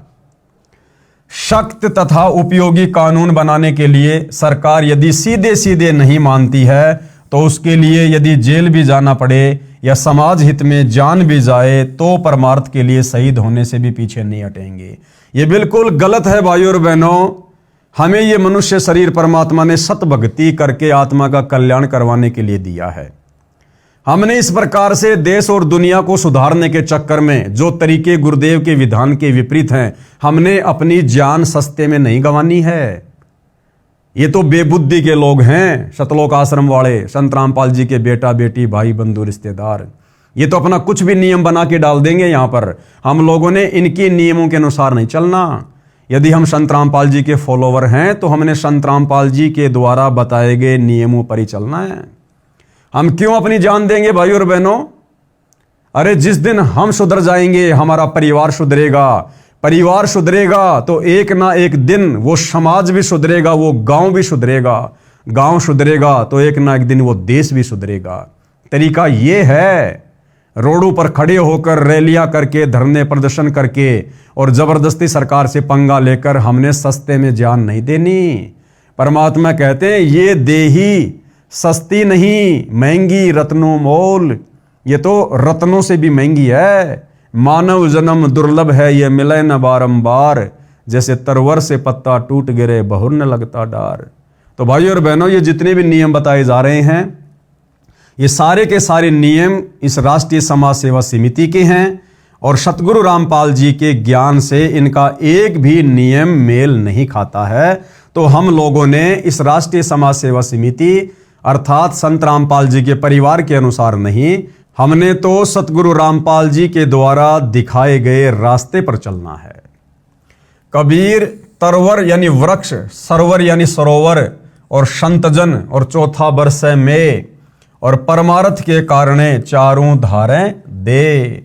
कबीर नर संसारी लगन में दुख सह करोड़ा और परमार्थ के कारणे जितना सह उतना थोड़ा। तो ये जो वाणी है भाइयों और बहनों कबीर परमात्मा की, जिसका उल्टा अर्थ ये राष्ट्रीय समाज सेवा समिति वाले निकाल रहे हैं कि नर संसारी लगन में दुख सह करोड़ा, यहां पर सुख इन्होंने गलती से लिख दिया है। नर संसारी लगन में दुख सह करोड़ा और गुरु शरण और परमार्थ में जो सह सो थोड़ा। यानी कबीर परमात्मा कह रहे हैं कि एक सांसारिक व्यक्ति अपनी रोजी रोटी के चक्कर में, बच्चों को पढ़ाने के चक्कर में, अपनी सामाजिक व्यवस्थाओं के चक्कर में, भौतिक सुख सुविधाओं के चक्कर में, काम धंधे के चक्कर में करोड़ों दुख सहन करता है, लेकिन फिर भी हार नहीं मानता। इसी प्रकार जब हमें गुरु जी की भक्ति मिल जाए, गुरु जी की शरण प्राप्त हो जाए, तो भक्ति को सफल करने के लिए गुरु के नियमों पर चलते हुए, संघर्ष करते हुए यदि भगत ने करोड़ों दुख भी सहन करने पड़े तो भी थोड़े हैं। अरे वो सांसारिक व्यक्ति जो करोड़ों दुख सहन कर रहा है, उसको कुछ नहीं मिलना, अंत में गधा का गधा रहेगा, 84 में जाएगा, नरक भोगेगा। और हमें तो भक्ति करके सब कुछ मिलेगा, मोक्ष मिलेगा, परलोक मिलेगा। तो उसमें यदि हम कितने ही कष्ट क्यों ना सहें, वो भी थोड़े हैं। भगत ने संघर्ष करते हुए हार नहीं माननी चाहिए। इस वाणी का अर्थ तो ये है। और ये सतलोक आश्रम वाले इस वाणी का क्या अर्थ निकाल रहे हैं कि यदि सरकार सीधे सीधे हमारी बात नहीं मानेगी, भ्रष्टाचार को समाप्त नहीं करेगी, तो हम लोग अपनी जान भी दे देंगे। हम सारे कष्ट सहेंगे, धरने करेंगे, रैलियां करेंगे, प्रदर्शन करेंगे, डंडे खाएंगे, डंडे भी मारेंगे, जेल में भी जाएंगे, मरना पड़े तो मर भी जाएंगे, सारे कष्ट सहन करेंगे। भाइयों और बहनों, इन्हीं राष्ट्रीय समाज सेवा समिति वालों ने सन 2014 बरवाला कांड से पहले संत रामपाल जी की शिक्षाओं के विरुद्ध होकर सतलोक आश्रम बरवाड़ा में भक्तों को कुछ पर्चे बांटे गए थे। वो पर्चा उस समय मुझदास के हाथ भी लगा था और उस पर्चे में इन लोगों ने साफ साफ लिखा हुआ था कि सारनाम प्राप्त भक्तों को जब भी आदेश मिले राष्ट्रीय समाज सेवा समिति से किसी भी मीटिंग में आने का, कहीं भी जाने का, किसी भी सेवा का, यदि वो खाना खा रहा हो तो खाने को बीच में छोड़कर पहले सेवा में जाएगा। और यदि उस भगत को सीने पर गोली भी खानी पड़े तो भी पीछे नहीं हटेगा। अब बताओ भाइयों और बहनों, सतगुरु रामपाल जी ने सन 1994 से अपने भक्ति मार्ग की शुरुआत की। क्या कभी गुरुदेव भगवान ने इस प्रकार से कभी कोई बातें कही? क्या गुरुदेव भगवान ने कभी इस प्रकार का कोई सख्त आदेश अपने भक्तों को दिया? कभी नहीं। तो ये सारे के सारे उल्टे कर्म सतगुरु रामपाल जी के रहते सहते भी और आज उनकी गैर हाजिरी में ये राष्ट्रीय समाज सेवा समिति वाले कर रहे हैं, उनके परिवार वाले कर रहे हैं। तो भाई और बहनों, हमने तो शिक्षा लेनी है। आज हमें गुरुदेव भगवान ने इस योग्य बना दिया, अपना तत्व ज्ञान देकर हम सही और गलत का निर्णय कर सकते हैं। कौन भक्ति मार्ग में रक्षक है, कौन भक्षक है, हम इसका भली भांति निर्णय कर सकते हैं और इसी आधार से फिर हमने भक्ति मार्ग पर चलना है। इसके अतिरिक्त मानव समाज तथा सरकार में कार्यरत अधिकारियों, कर्मचारियों, राजनेताओं, जजों तथा सरकार के मंत्रियों आदि आदि को अध्यात्म ज्ञान जो परमात्मा का विधान है उससे भी परिचित करवाना है। उसके लिए धार्मिक पुस्तक ज्ञान गंगा का प्रचार करना है। और इन्हीं राष्ट्रीय समाज सेवा समिति वालों ने 2014 बरवाला कांड के समय उन जजों के खिलाफ पुस्तकें लिखकर, जजों को गालियां निकालकर, अभद्र भाषाओं का प्रयोग करके न्यायालय की गिरती गरिमा, भ्रष्ट जज कुमारक पर ऐसी ऐसी पुस्तकें लिखकर भक्तों के माध्यम से इस ज्ञान गंगा पुस्तक के बजाय उन पुस्तकों को उन जजों की टेबल के ऊपर रखवाया गया। उन पुस्तकों को पढ़कर वो जज भड़के और उन्हें संत रामपाल जी के खिलाफ गैर जमानती वारंट निकाला। और उसी के चलते भाइयों और बहनों ये बरवाला कांड हुआ। तो यहाँ तो क्या शिक्षा दे रहे हैं, ज्ञान गंगा पुस्तक को जजों को देने की बात कर रहे हैं, और बरवाला कांड के समय जजों के खिलाफ पुस्तकें लिखकर और जजों की टेबल पर सेवा करवाई गई। उसके बाद उन जजों ने भी बरवाला कांड में अच्छे से राष्ट्रीय समाज सेवा समिति वालों की जेल में डालकर सेवा करवा दी। सत्संग प्रवचनों की डीवीडी का जनता में प्रचार करना है। असहाय गरीब व्यक्तियों की सहायता करनी है। उनको समाज में निर्भय जीवन जीने के लिए समाज में प्रशासनिक न्याय प्रणाली तथा राजनीति में जो भी सुधार संभव होगा उसके लिए प्रयत्न करना है।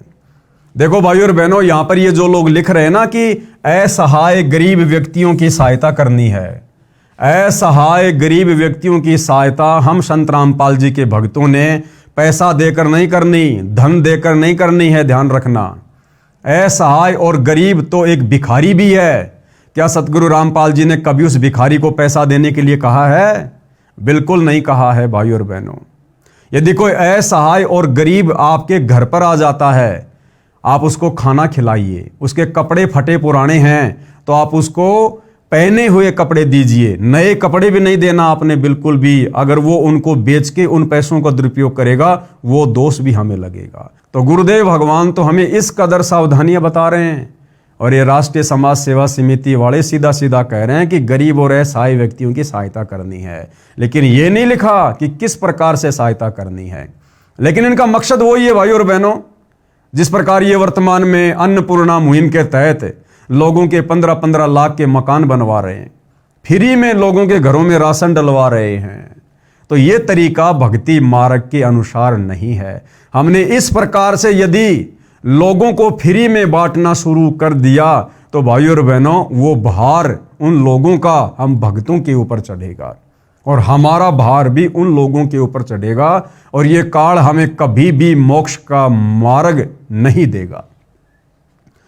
जिस किसी को परमार्थ के लिए किए जाने वाले संघर्ष से डर लगे वह इस समिति का सदस्य ना बने। भाई बिल्कुल मत बनना भाइयों और बहनों।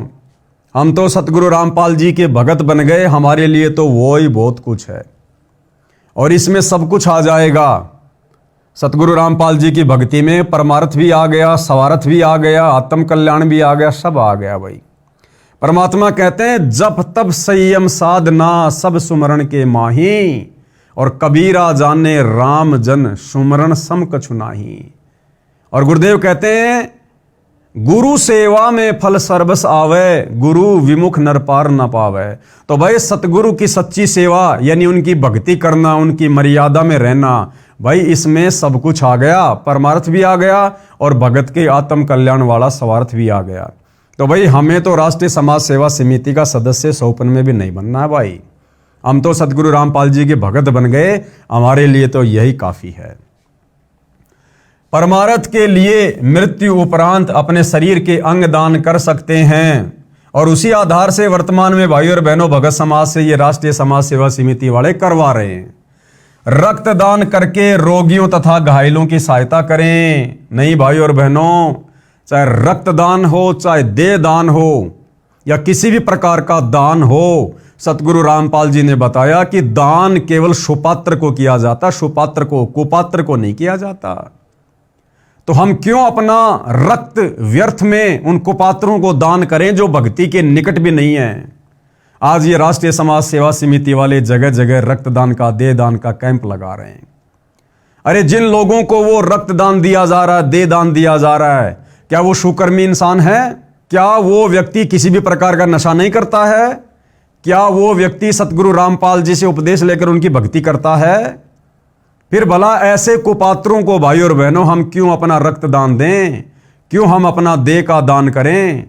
अब मान लीजिए कोई व्यक्ति बीमार है और आप भगत हैं, आपने उसको रक्त दान कर दिया और भाई और बहनों वो व्यक्ति फिर से स्वस्थ होकर शराब पीने लगेगा, मांस खाने लगेगा, उल्टे कार्य करने लगेगा, आन उपासना करने लगा, तो आपने अपना वो दान कुपात्र को दे दिया और आपके रक्त से पुनः जीवित होकर वो जितने भी कुकर्म करेगा उसका भोग उसी अनुपात में आपको भी भोगना पड़ेगा। यहां पर राष्ट्रीय समाज सेवा समिति वाले दे दान की बात कर रहे हैं, जो कि सतगुरु रामपाल जी के भक्ति विधान और नियमों के विपरीत है।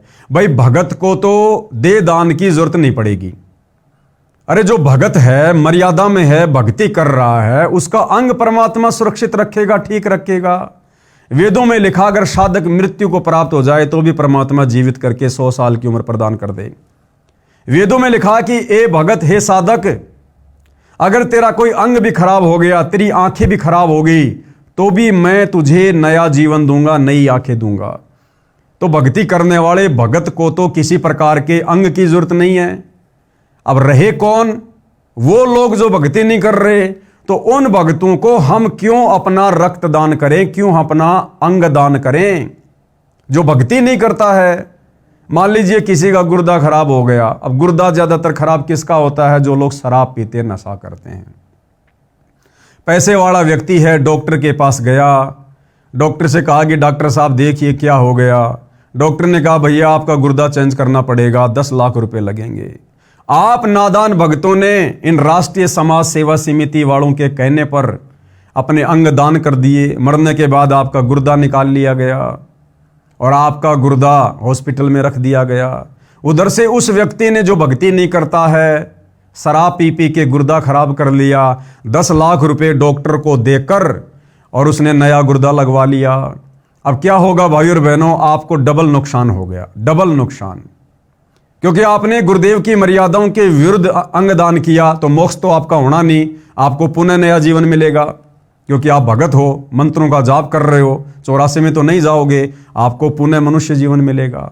लेकिन आपने अपना जो अंग दान किया और उस अंग दान के चलते जो आपका अंग दान, वो गुर्दा 10 लाख रुपए में बेचा गया। अब सबसे पहले तो वो डॉक्टर उस 10 लाख रुपए का दुरुपयोग करेगा। फिर जिस व्यक्ति को नया गुर्दा लगा दिया गया, अब वो व्यक्ति स्वस्थ हो गया। जो पहले शराब पिया करता था, अब उसको चिंता नहीं है, वो फिर से शराब पीनी शुरू कर देगा कि अब कम से कम 8-10 साल और जीऊंगा। और फिर भी गुर्दा खराब हो गया तो डॉक्टर को 10 लाख रुपए देकर फिर से लगवा लूंगा। तो भगत को डबल प्रकार से काल ने चोट मार दी, डबल प्रकार से उसके कर्म बिगड़ते ही रहेंगे। तो भाइयों और बहनों, ये रक्तदान करना, दे दान करना, देखो भगत को तो इनकी आवश्यकता है नहीं। भगत तो भक्ति करेगा, परमात्मा उसको स्वस्थ रखेगा। और जो आम समाज के नागरिक हैं, जो भक्ति नहीं करते, वो यदि बीमार हैं, तो भाई और बहनों उनको परमात्मा से जोड़ो। सतगुरु रामपाल जी का ज्ञान समझाकर उनको दीक्षा दिलवाओ। फिर आपको ना तो रक्तदान की जरूरत पड़ेगी, ना दे दान की जरूरत पड़ेगी। जब वो नाम दीक्षा लेकर संत रामपाल जी के पास जाएगा, अपनी व्यथा बताएगा, तो आप और हम भाई बहन इंटरव्यू में क्या देखते हैं? मैं बहुत बीमार था, मेरा गुर्दा खराब था, मैं कैंसर का रोगी था, डॉक्टर ने कहा था कि तू मरेगा, नहीं बचेगा। जैसे ही मैंने संत रामपाल जी से नाम लिया, उनके पास गया, गुरुदेव ने आशीर्वाद दिया, उसी समय मैं स्वस्थ हो गया। तो क्यों ना हम ये तरीका अपनाएं? ना अपनी दुर्गति करवाने की जरूरत पड़ेगी, ना गुरु का वचन तोड़ने की जरूरत पड़ेगी। तो भाइयों और बहनों, हमने अपने गुरुदेव के दिखाए रास्ते अनुसार चलना है। इन राष्ट्रीय समाज सेवा समिति सतगुरु रामपाल जी के मंदबुद्धि परिवार के दिखाए रास्ते पर नहीं चलना है। तो भक्ति मार्ग में दे दान करना, रक्तदान करना, यह किसी भी प्रकार से उचित नहीं है। समिति का सदस्य बनने के लिए शर्तें। अब राष्ट्रीय समाज सेवा समिति वाले क्या कह रहे हैं कि यदि आपने इस समिति का सदस्य बनना है तो हमारे कुछ नियम हैं, कुछ शर्तें हैं। अब भाई और बहनों, अभी तक की वीडियो में आपको समझ में आ गया होगा कि हम तो भाई सौपन में भी ऐसी समिति का सदस्य नहीं बनने वाले हैं। बाकी जो बनना चाहे तो उन लोगों के लिए क्या क्या नियम है सुन लीजिएगा। राष्ट्रीय समाज सेवा समिति का सदस्य बनने के लिए निम्न शर्तें हैं। सबसे पहली क्या शर्त है? आध्यात्मिक ज्ञान को समझने के लिए संत रामपाल जी महाराज के सत्संग साधना टीवी पर शाम 7:45 पर सुने तथा पुस्तक ज्ञान गंगा पढ़ें। पुस्तक निःशुल्क मंगवाने के लिए संपर्क सूत्रों इतने इतने नंबरों पर अपना पूरा पता SMS करें। यदि आपको ज्ञान अच्छा लगे तो आप संत रामपाल जी महाराज से दीक्षा प्राप्त करें। अर्थात यदि ज्ञान अच्छा ना लगे और आप यदि संत रामपाल जी के भगत नहीं बनते हैं तो भी इन लोगों के अनुसार आप राष्ट्रीय समाज सेवा समिति के सदस्य बन सकते हैं, जो कि गुरुदेव के नियमों के विपरीत है। नंबर 2, शतनाम प्राप्त दीक्षित व्यक्ति ही सदस्य बन सकेगा।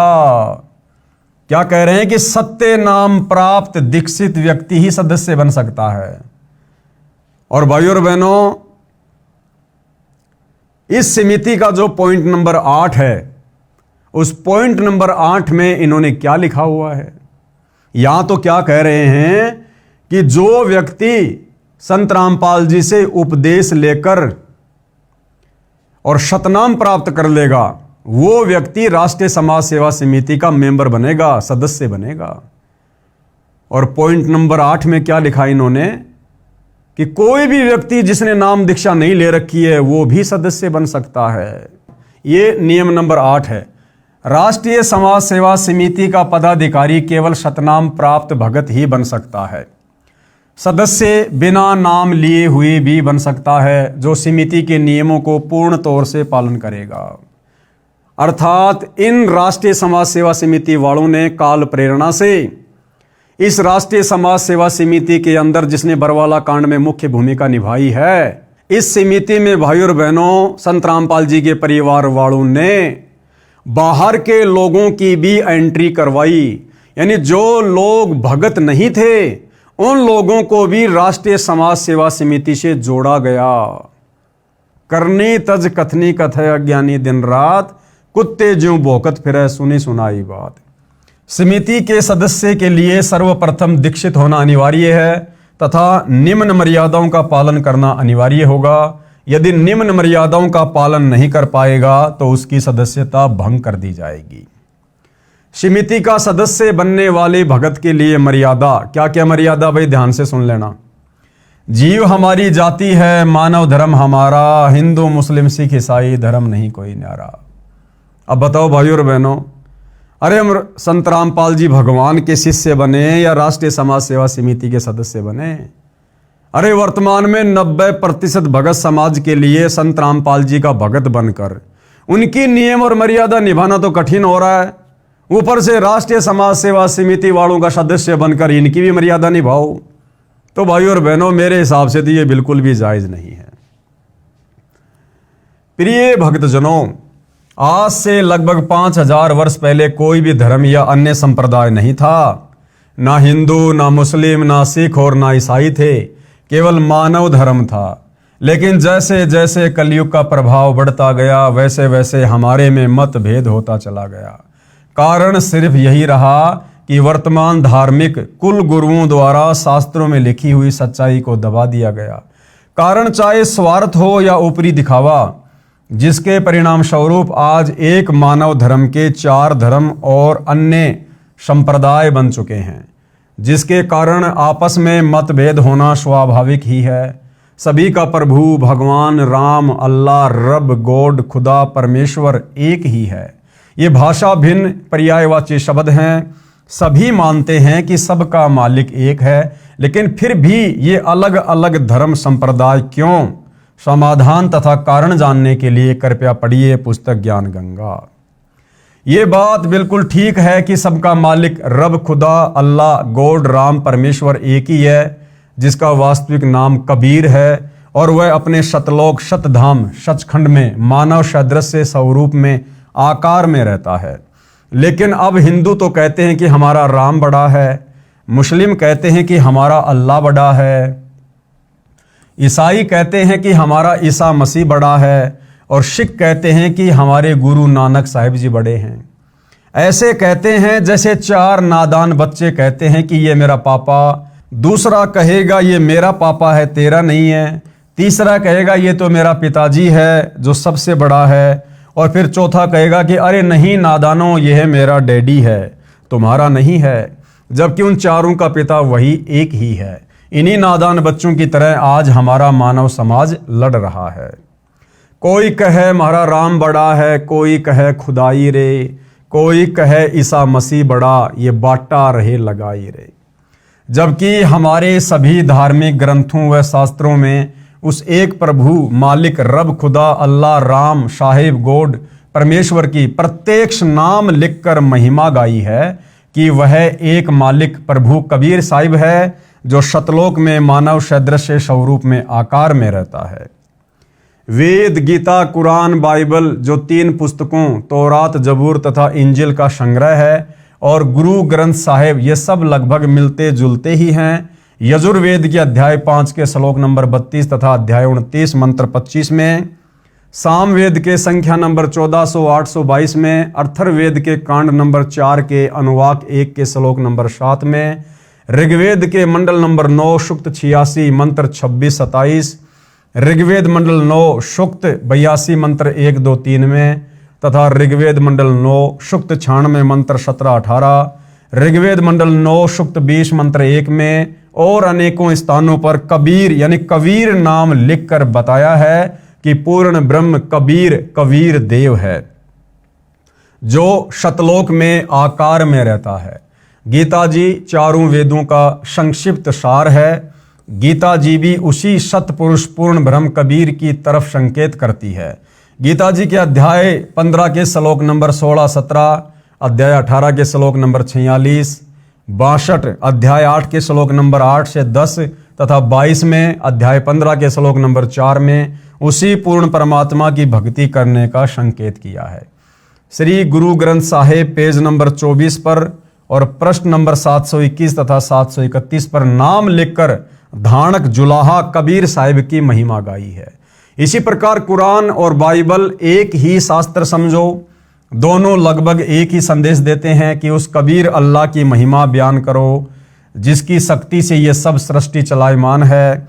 कुरान शरीफ में सूरत फुरकानी नंबर 25 की आयत नंबर 52 से 59 तक में कबीरन, खबीरा, कबीरू आदि शब्द लिखकर उसी एक कबीर अल्लाह की पाकी बयान की हुई है, यानी उनकी महिमा की हुई है कि ए पैगंबर अर्थात मोहम्मद उस कबीर अल्लाह की पाकी बयान करो, यानी उसकी महिमा करो जो 6 दिन में अपनी शक्ति से सृष्टि रचकर 7वें दिन तख्त पर जा बिराजा अर्थात सतलोक में जाकर विश्राम किया।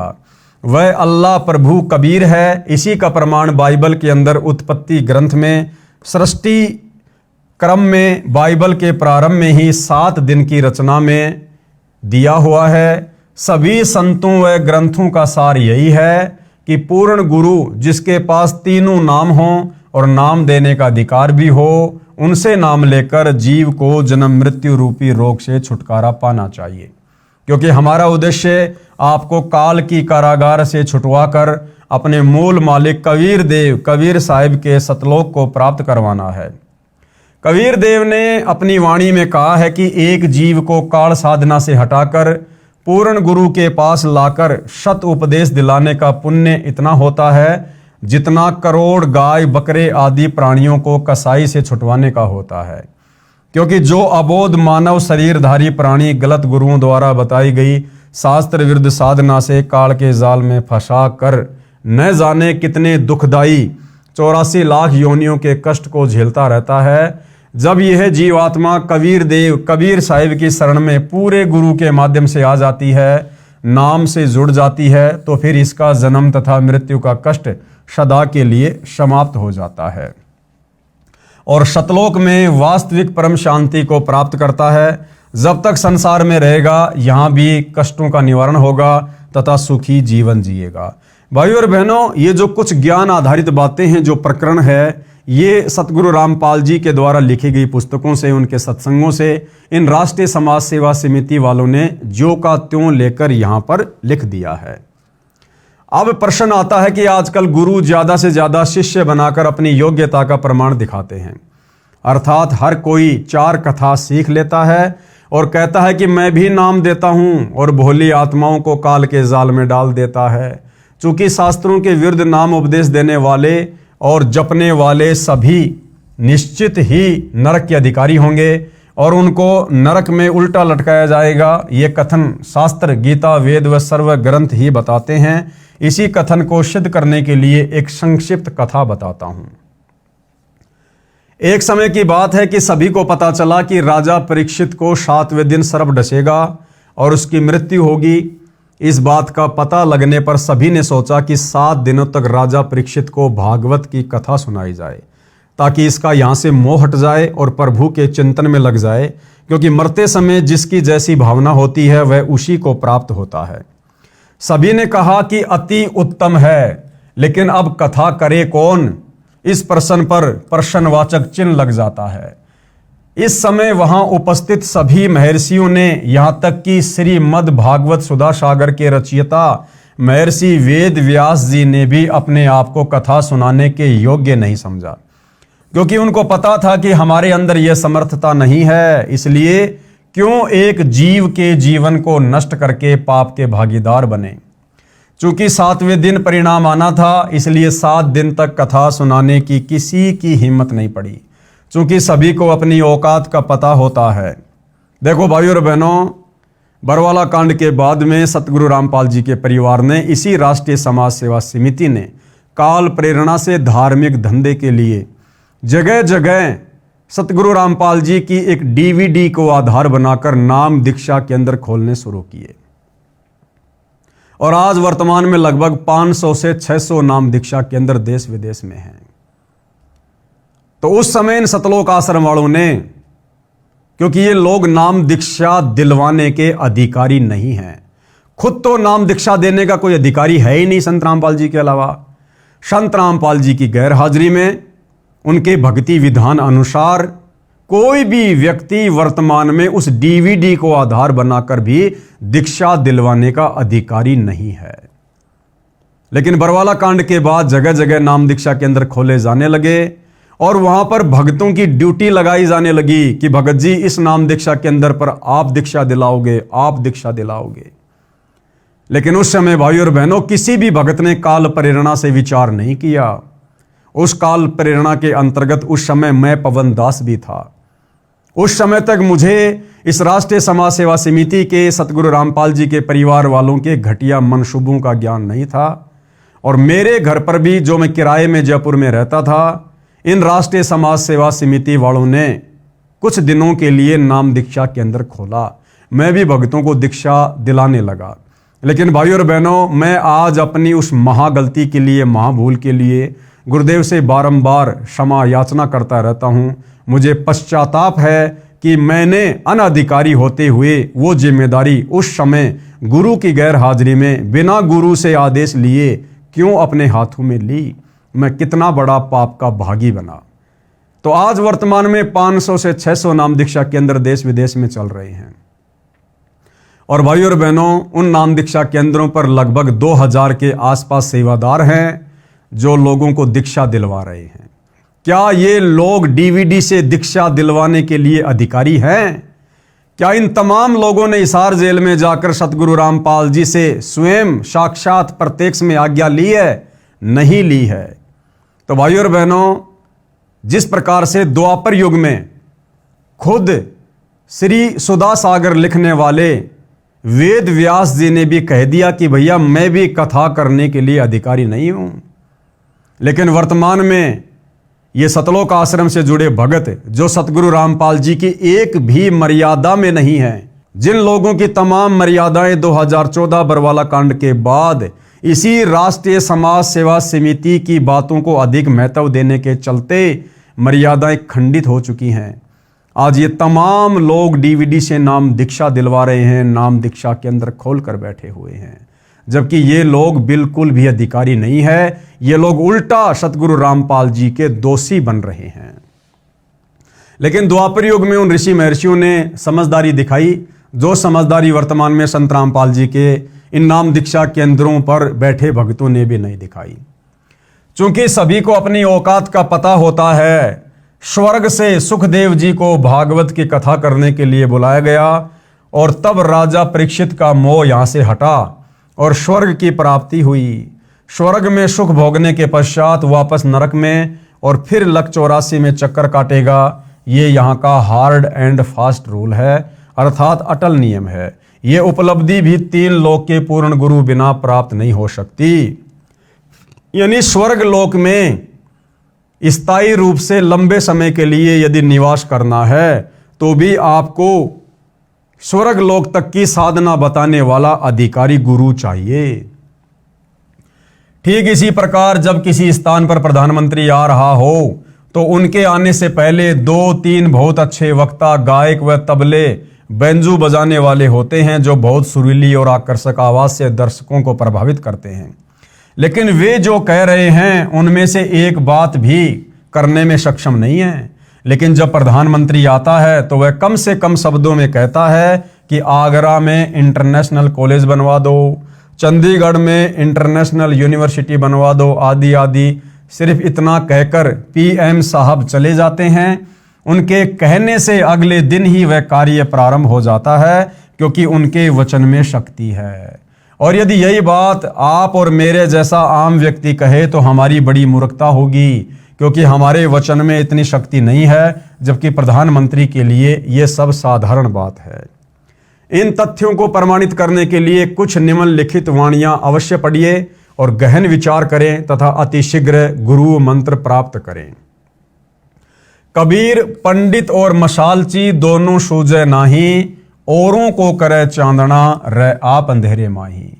कबीर करनी तज कथनी कथ अज्ञानी दिन रात, कुकर ज्यों भोकत फिरे सुनी सुनाई बात। गरीब बीजक की बाता कहें बीजक नाही हाथ, पृथ्वी डुबोवन उतरे कह कह मीठी बात। कबीर बीजक की बाता कहें बीजक नाही पाश, औरों को प्रमोद ही आपन चले निराश। कबीर कथनी के सूर्य घने कठे अतंबर ज्ञान, बाहर जवाब आवे नहीं लीद करे मैदान। ये सारी की सारी वाणियां भाई और बहनों इन राष्ट्रीय समाज सेवा समिति के वालों पर सटीक बैठती हैं। कथा करना व नाम उपदेश देना कोई बच्चों का खेल नहीं है। तो वर्तमान में भाई तुम लोग क्यों जगह जगह नाम दीक्षा केंद्र खोलकर लोगों को उपदेश दे रहे हो, लोगों को उपदेश दिलवा रहे हो? क्यों तुम लोगों ने सतगुरु रामपाल जी की डीवीडी को नाम उपदेश की प्रक्रिया को बच्चों का खेल बना के छोड़ दिया है, जो दूसरों को उपदेश दे रहे हो? कथा करना व नाम उपदेश देना कोई बच्चों का खेल नहीं है कि ली कांख में पोथी, चलो मैं भी कथा कर देता हूं, चलो मैं भी रामायण का पाठ कर देता हूं, गीता जी का पाठ कर देता हूं, ग्रंथ साहिब का पाठ कर देता हूं। अरे फिर तुम सतलोक आश्रम वाले वर्तमान में इन सतलोक आश्रमों में क्यों 3-3 दिन का पाठ कर रहे हो भाई? तुम भगत हो, भगवान थोड़ी हो। क्या तुम गरीबदास जी की वाणियों का पाठ करने के अधिकारी हो? सतगुरु रामपाल जी अपने सत्संग में कहते हैं, एक छोटा सा सत्संग सुनाता हूं। गुरुदेव भगवान कह रहे हैं कि आदरणीय गरीबदास जी की वाणियों को पढ़ने वाला महापुरुष भी गरीबदास जी के जितना ही पाक और पवित्र चाहिए। क्या तुम सतलोक आश्रम वालों में ये योग्यता है? क्या तुम सतलोक आश्रम वाले गरीबदास जी के समान पाक और पवित्र हो, जो लेके उस ग्रंथ साहिब को और 3-3 दिन का पाठ कर रहे हो? क्या कह रहे हैं सतगुरु रामपाल जी, एक बार ध्यान से सुन लीजिएगा। और गरीबदास जी की वाणी अब दास पढ़ा रहा है, क्योंकि इसको पढ़ने वाला भी उतना ही पवित्र चाहिए जितना महापुरुष हो, परमात्मा ने जिनको ज्ञान दिया था। तो जो इस दास के मुख से जो सुनोगे उसका असर न्यारा होगा। और इन्हीं सत्संग में कोई और करेगा भगत तो उससे लाभ नहीं होगा वो, क्योंकि अधिकारी के बिना यह काम करे को नहीं। और तो भाई और बहनों, सतगुरु रामपाल जी के सत्संगों के अनुसार, उनके भक्ति विधान के अनुसार कोई भी भगत आदरणीय गरीबदास जी की अमृतवाणियों का पाठ करने का अधिकारी नहीं है। तो दुनिया को शिक्षा देने वाले राष्ट्रीय समाज सेवा समिति वालों, आप लोग अपने ऊपर भी इन बातों को लागू करो। अर्थात सत्संग कर देता हूं और नाम भी दे देता हूं आदि आदि। पूर्ण संत को ही कथा करने व उपदेश देने का अधिकार होता है, और उस कथा का समापन भी वही कर सकता है। फिर इन सतलोक आश्रमों में इन कथाओं का समापन कौन कर रहा भाई? उस पाठ का समापन कौन कर रहा है? भगती पाठ शुरू कर रहे हैं, भगती पाठ का समापन कर रहे हैं। तो ये तो परमात्मा के विधान के विपरीत हो रहा है। चूंकि पूर्ण संत के शब्द में शक्ति होती है, जैसे सुखदेव के शब्द में थी, जैसे कोई सत्संग करे और मान लो उसमें आम की महिमा बताए कि आम बहुत मीठा होता है, फलों का राजा होता है, उसका रंग पीला होता है। और यदि कोई आकर कहे कि ला भाई आम दो, तो वह सत्संग करने वाला कहे कि मेरे पास तो आम नहीं है। फिर लेने वाला कहे कि कहाँ मिलेगा, उसको जवाब मिले कि पता नहीं, आम तो निराकार है, वह दिखाई थोड़ी देता है। फिर लेने वाला कहेगा कि अरे नादान, जब तेरे पास आम है ही नहीं और न ही तेरे को ये पता कि आम कहाँ से मिलेगा, साथ में कह रहा कि वह निराकार है, तो व्यर्थ में शोर मचाता क्यों फिर रहा है। कहने का अभिप्राय यह है कि तत्व ज्ञान रहित व बिना अधिकारी कथा करने वाले और उसके मुख से सुनने वाले सभी नरक के अधिकारी होते हैं। तो देख लो भाइयों और बहनों, ये राष्ट्रीय समाज सेवा समिति वाले वर्तमान में संत रामपाल जी के कार्यक्रम में जो दुनिया के मनोरंजन के लिए लड़कियां नचवा रहे हैं, गवैयों से गाने गवा रहे हैं, टोटल कार्य उनके मर्यादाओं के विपरीत कर रहे हैं। तो बताइए, इसी राष्ट्रीय समाज सेवा समिति के द्वारा जो जगह जगह नाम दीक्षा केंद्र खोले गए हैं या जगह जगह शतलोक आश्रम खोलकर जो पाठ प्रकाश किया जाता है, तो नादान भगत समाज को इन अनाधिकारियों को दिए गए दान का फल कैसे मिलेगा? नहीं मिलेगा। और इसी कारण से वर्तमान में संत रामपाल जी की संगत की दुर्गति हो रही है। यदि कोई व्यक्ति अपने आप ही गुरु बनकर शिष्य बना लेता है तो समझो अपने सिर पर भार चढ़ा लेता है, क्योंकि परमेश्वर का नियम है कि जब तक शिष्य पार नहीं होगा तब तक गुरु को बार बार जन्म लेते रहना पड़ता है। पूर्ण गुरु अधूरे शिष्यों से छुटकारा पाने के लिए ऐसी लीला किया करते हैं, और यही लीला 2014 बरवाला कांड के माध्यम से भाई और बहनों सतगुरु रामपाल जी ने की है। सन 1994 से उन्होंने नाम दीक्षा देनी शुरू की। 2014 तक देखा कि केवल भीड़ जमा हो रही है, ज्ञान को आधार कोई बना ही नहीं रहा। तो सतगुरु ने नकली शिष्यों का भार भी तो अपने सिर से उतारना था। तो इधर काल प्रेरणा से इन राष्ट्रीय समाज सेवा समिति वालों ने प्रपंच रचा, बरवाला कांड करवाया, और सतगुरु रामपाल जी ने इसी कांड के माध्यम से चुपचाप होकर अपने भक्तों की परीक्षा भी कर ली, और वर्तमान समय परीक्षा का ही चल रहा है। और हम देख रहे हैं भाई और बहनों, आए दिन ये जो राष्ट्रीय समाज सेवा समिति वाले संत रामपाल जी के बेटा बेटी भाई बंधु रिश्तेदार ये कोऑर्डिनेटर जिस प्रकार से ज्ञान विरुद्ध कुकृत्य कर रहे हैं, स्पष्ट हो रहा है कि धीरे धीरे संगत में छटनी हो रही है, जिससे अज्ञानी शिष्यों को गुरु के प्रति नफरत हो जाती है। जैसे कबीर साहिब जब काशी में प्रकट हुए थे, उस समय कबीर साहिब के 64 लाख शिष्य बन गए थे। उनकी परीक्षा लेने के लिए कबीर साहिब ने काशी शहर की एक मशहूर वेश्या को सत्संग ज्ञान समझाने के लिए उसके घर पर जाना शुरू कर दिया, जिसको देख व सुनकर चेलों के दिल में गुरु के प्रति घृणा पैदा हो गई और सभी का अपने गुरु के प्रति विश्वास टूट गया। केवल 2 को छोड़कर सभी शिष्य गुरुविहीन हो गए। सतगुरु गरीबदास जी महाराज की वाणी में प्रमाण है, गरीब चंडाली के चौक में सतगुरु बैठे जाए, 64 लाख गारत गए यानी फैल हो गए, 2 रहे सतगुरु पाए। भड़वा भड़वा सब कोई कहे, जानत नाही खोज, दास गरीब कबीर कर्म से बांटत सिर का बोझ। हम आपसे यही प्रार्थना करना चाहते हैं कि सोच विचार कर सौदा करो। राष्ट्रीय समाज सेवा समिति वाले कह रहे हैं भैया सोच समझ के सौदा करना, राष्ट्रीय समाज सेवा समिति का सदस्य सोच समझ के बनना। हम संत रामपाल जी के परिवार वालों के पीछे अंधे होकर सोच समझ के चलना। सोच समझ के आप लोगों ने अपने गुरु जी के ज्ञान को महत्व देना है या राष्ट्रीय समाज सेवा समिति की बातों को महत्व देना है। हम आपसे यही प्रार्थना करना चाहते हैं कि सोच विचार कर सौदा करो। सामवेद के श्लोक नंबर 822 में, श्रीमद् भगवद गीता अध्याय 17 श्लोक 23 तथा कुरान शरीफ सुरती सूरा 42 आयत 1 में ऐन सीन काफ लिखा मंत्र ऐसे ही है। ऐन मतलब ओम है, सीन मतलब तत् तथा काफ मतलब सारनाम की ओर संकेत है। इन ग्रंथों में बताया गया है कि जीव की मुक्ति 3 नामों से होगी। प्रथम ओम, दूसरा है तत् और तीसरा सारनाम जो सांकेतिक भाषा में सत कहा जाता है। ये गीता अध्याय 17 श्लोक 23 में भी प्रमाण है। ओम तत् सत मंत्र पूर्ण परमात्मा की भक्ति का है और श्री गुरु ग्रंथ साहिब में भी इसी का प्रमाण है। अग्नि पवन जमी ते पानी 3 नाम के दाशा, 3 नाम जपने का संकेत मिल रहा है।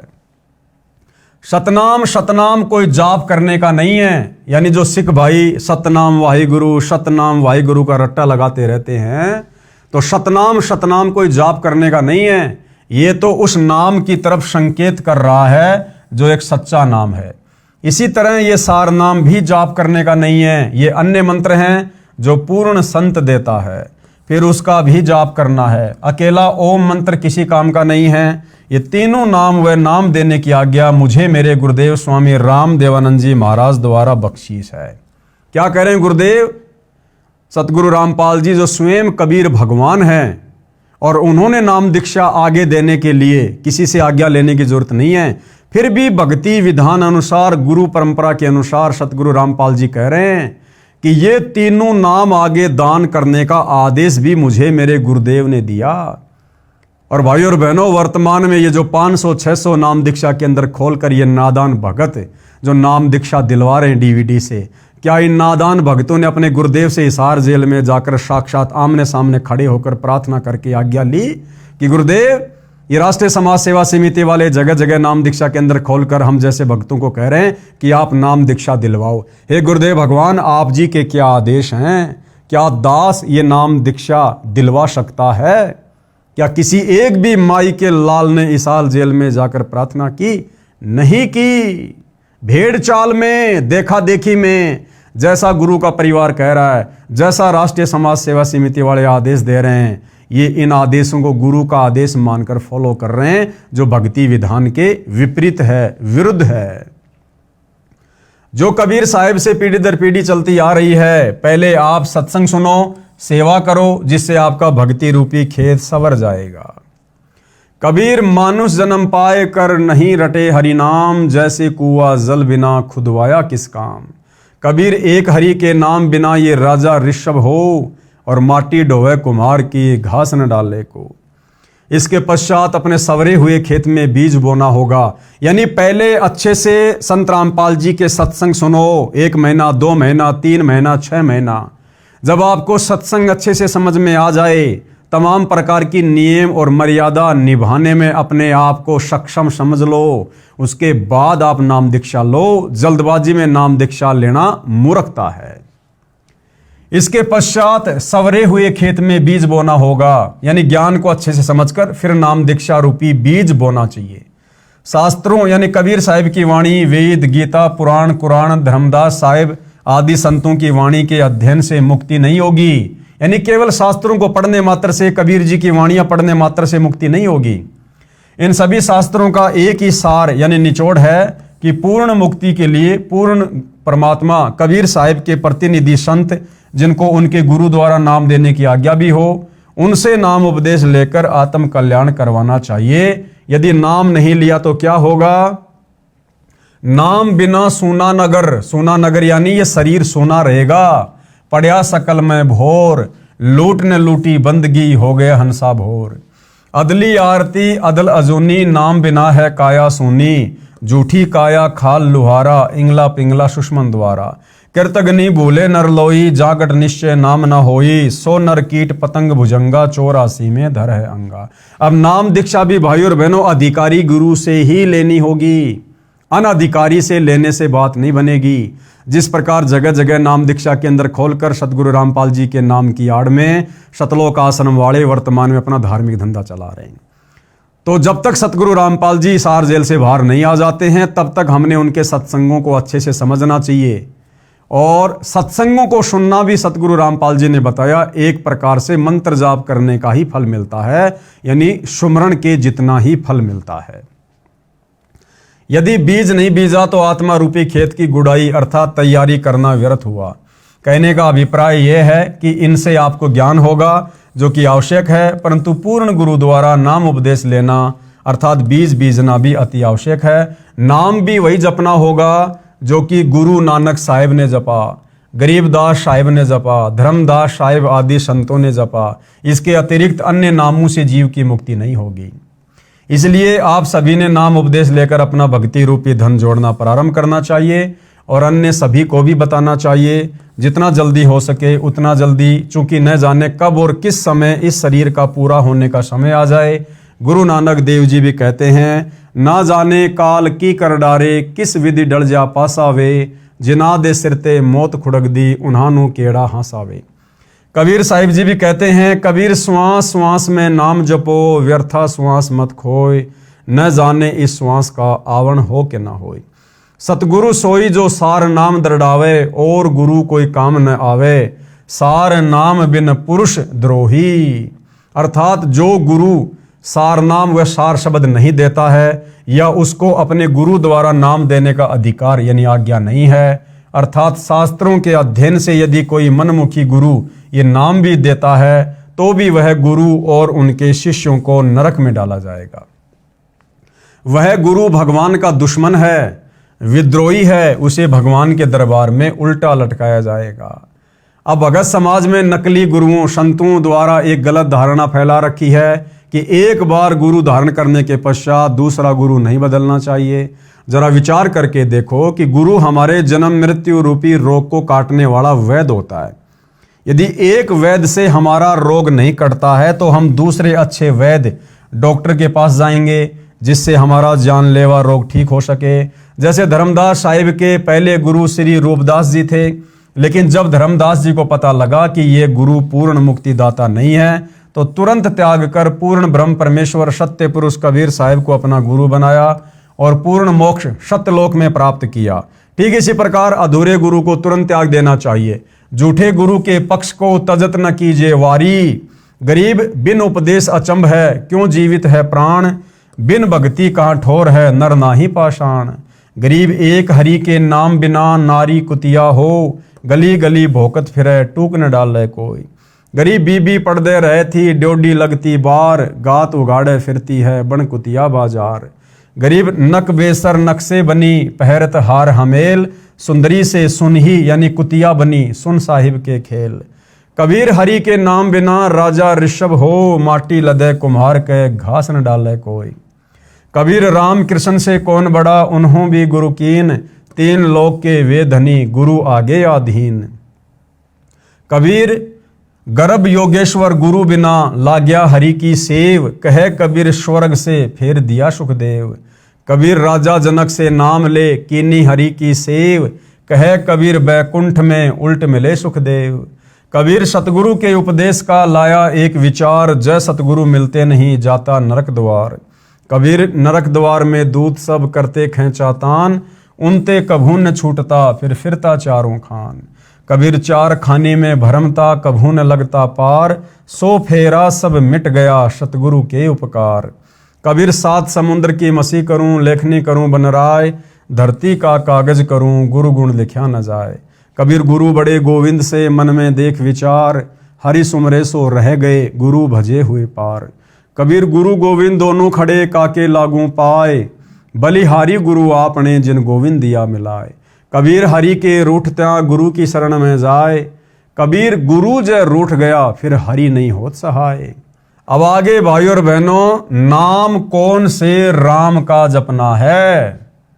दशरथ पुत्र श्री रामचंद्र जी का राम राम राम राम ये नाम जपना है, या फिर राम राम सब जगत बखाने, आदि राम कोई बिरला जाने, जो सबसे पहले वाला राम है जिसने सृष्टि को रचा है, कबीर राम, क्या उनका नाम जपना है?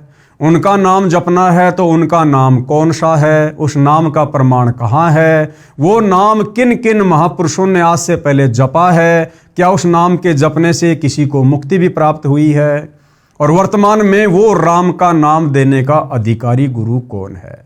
तो भाइयों और बहनों, इन तमाम प्रकार की बातों के ऊपर हम अगले वीडियो में चर्चा करेंगे। और इस पुस्तक के ऊपर, जिसका नाम है मानवता का गिरता हास तथा विकास, इसके ऊपर लगभग 5 से 7 वीडियो बनेंगे। आप और हमने भाई और बहनों इस पुस्तक को पढ़कर अध्यात्म में निष्कर्ष निकालना है, ताकि भाई और बहनों गुरु की गैर हाजिरी में, या जब कल को गुरुदेव भगवान सतलोक वापस चले जाएंगे, उस समय ये भगत समाज किसी के भी बहकाव में आकर धोखे में ना आ जाए और अपना जीवन बर्बाद ना कर ले। उसके लिए परमात्मा वर्तमान में आप और हमारे जैसे तुच्छ जीवों के माध्यम से इन पुस्तकों के ऊपर वीडियो बनवाकर सद्बुद्धि देकर निष्कर्ष निकलवा रहे हैं।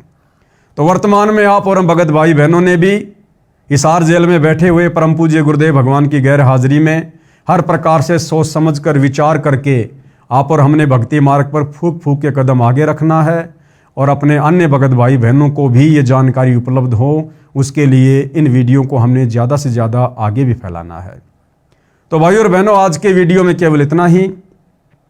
फिर परमेश्वर दया करेंगे, सेवा में आप सबके समक्ष हाजिर होंगे, उपस्थित होंगे। तब तक गुरुदेव भगवान हम सबको आज्ञा दे, आशीर्वाद दे, हमारा मार्गदर्शन करे।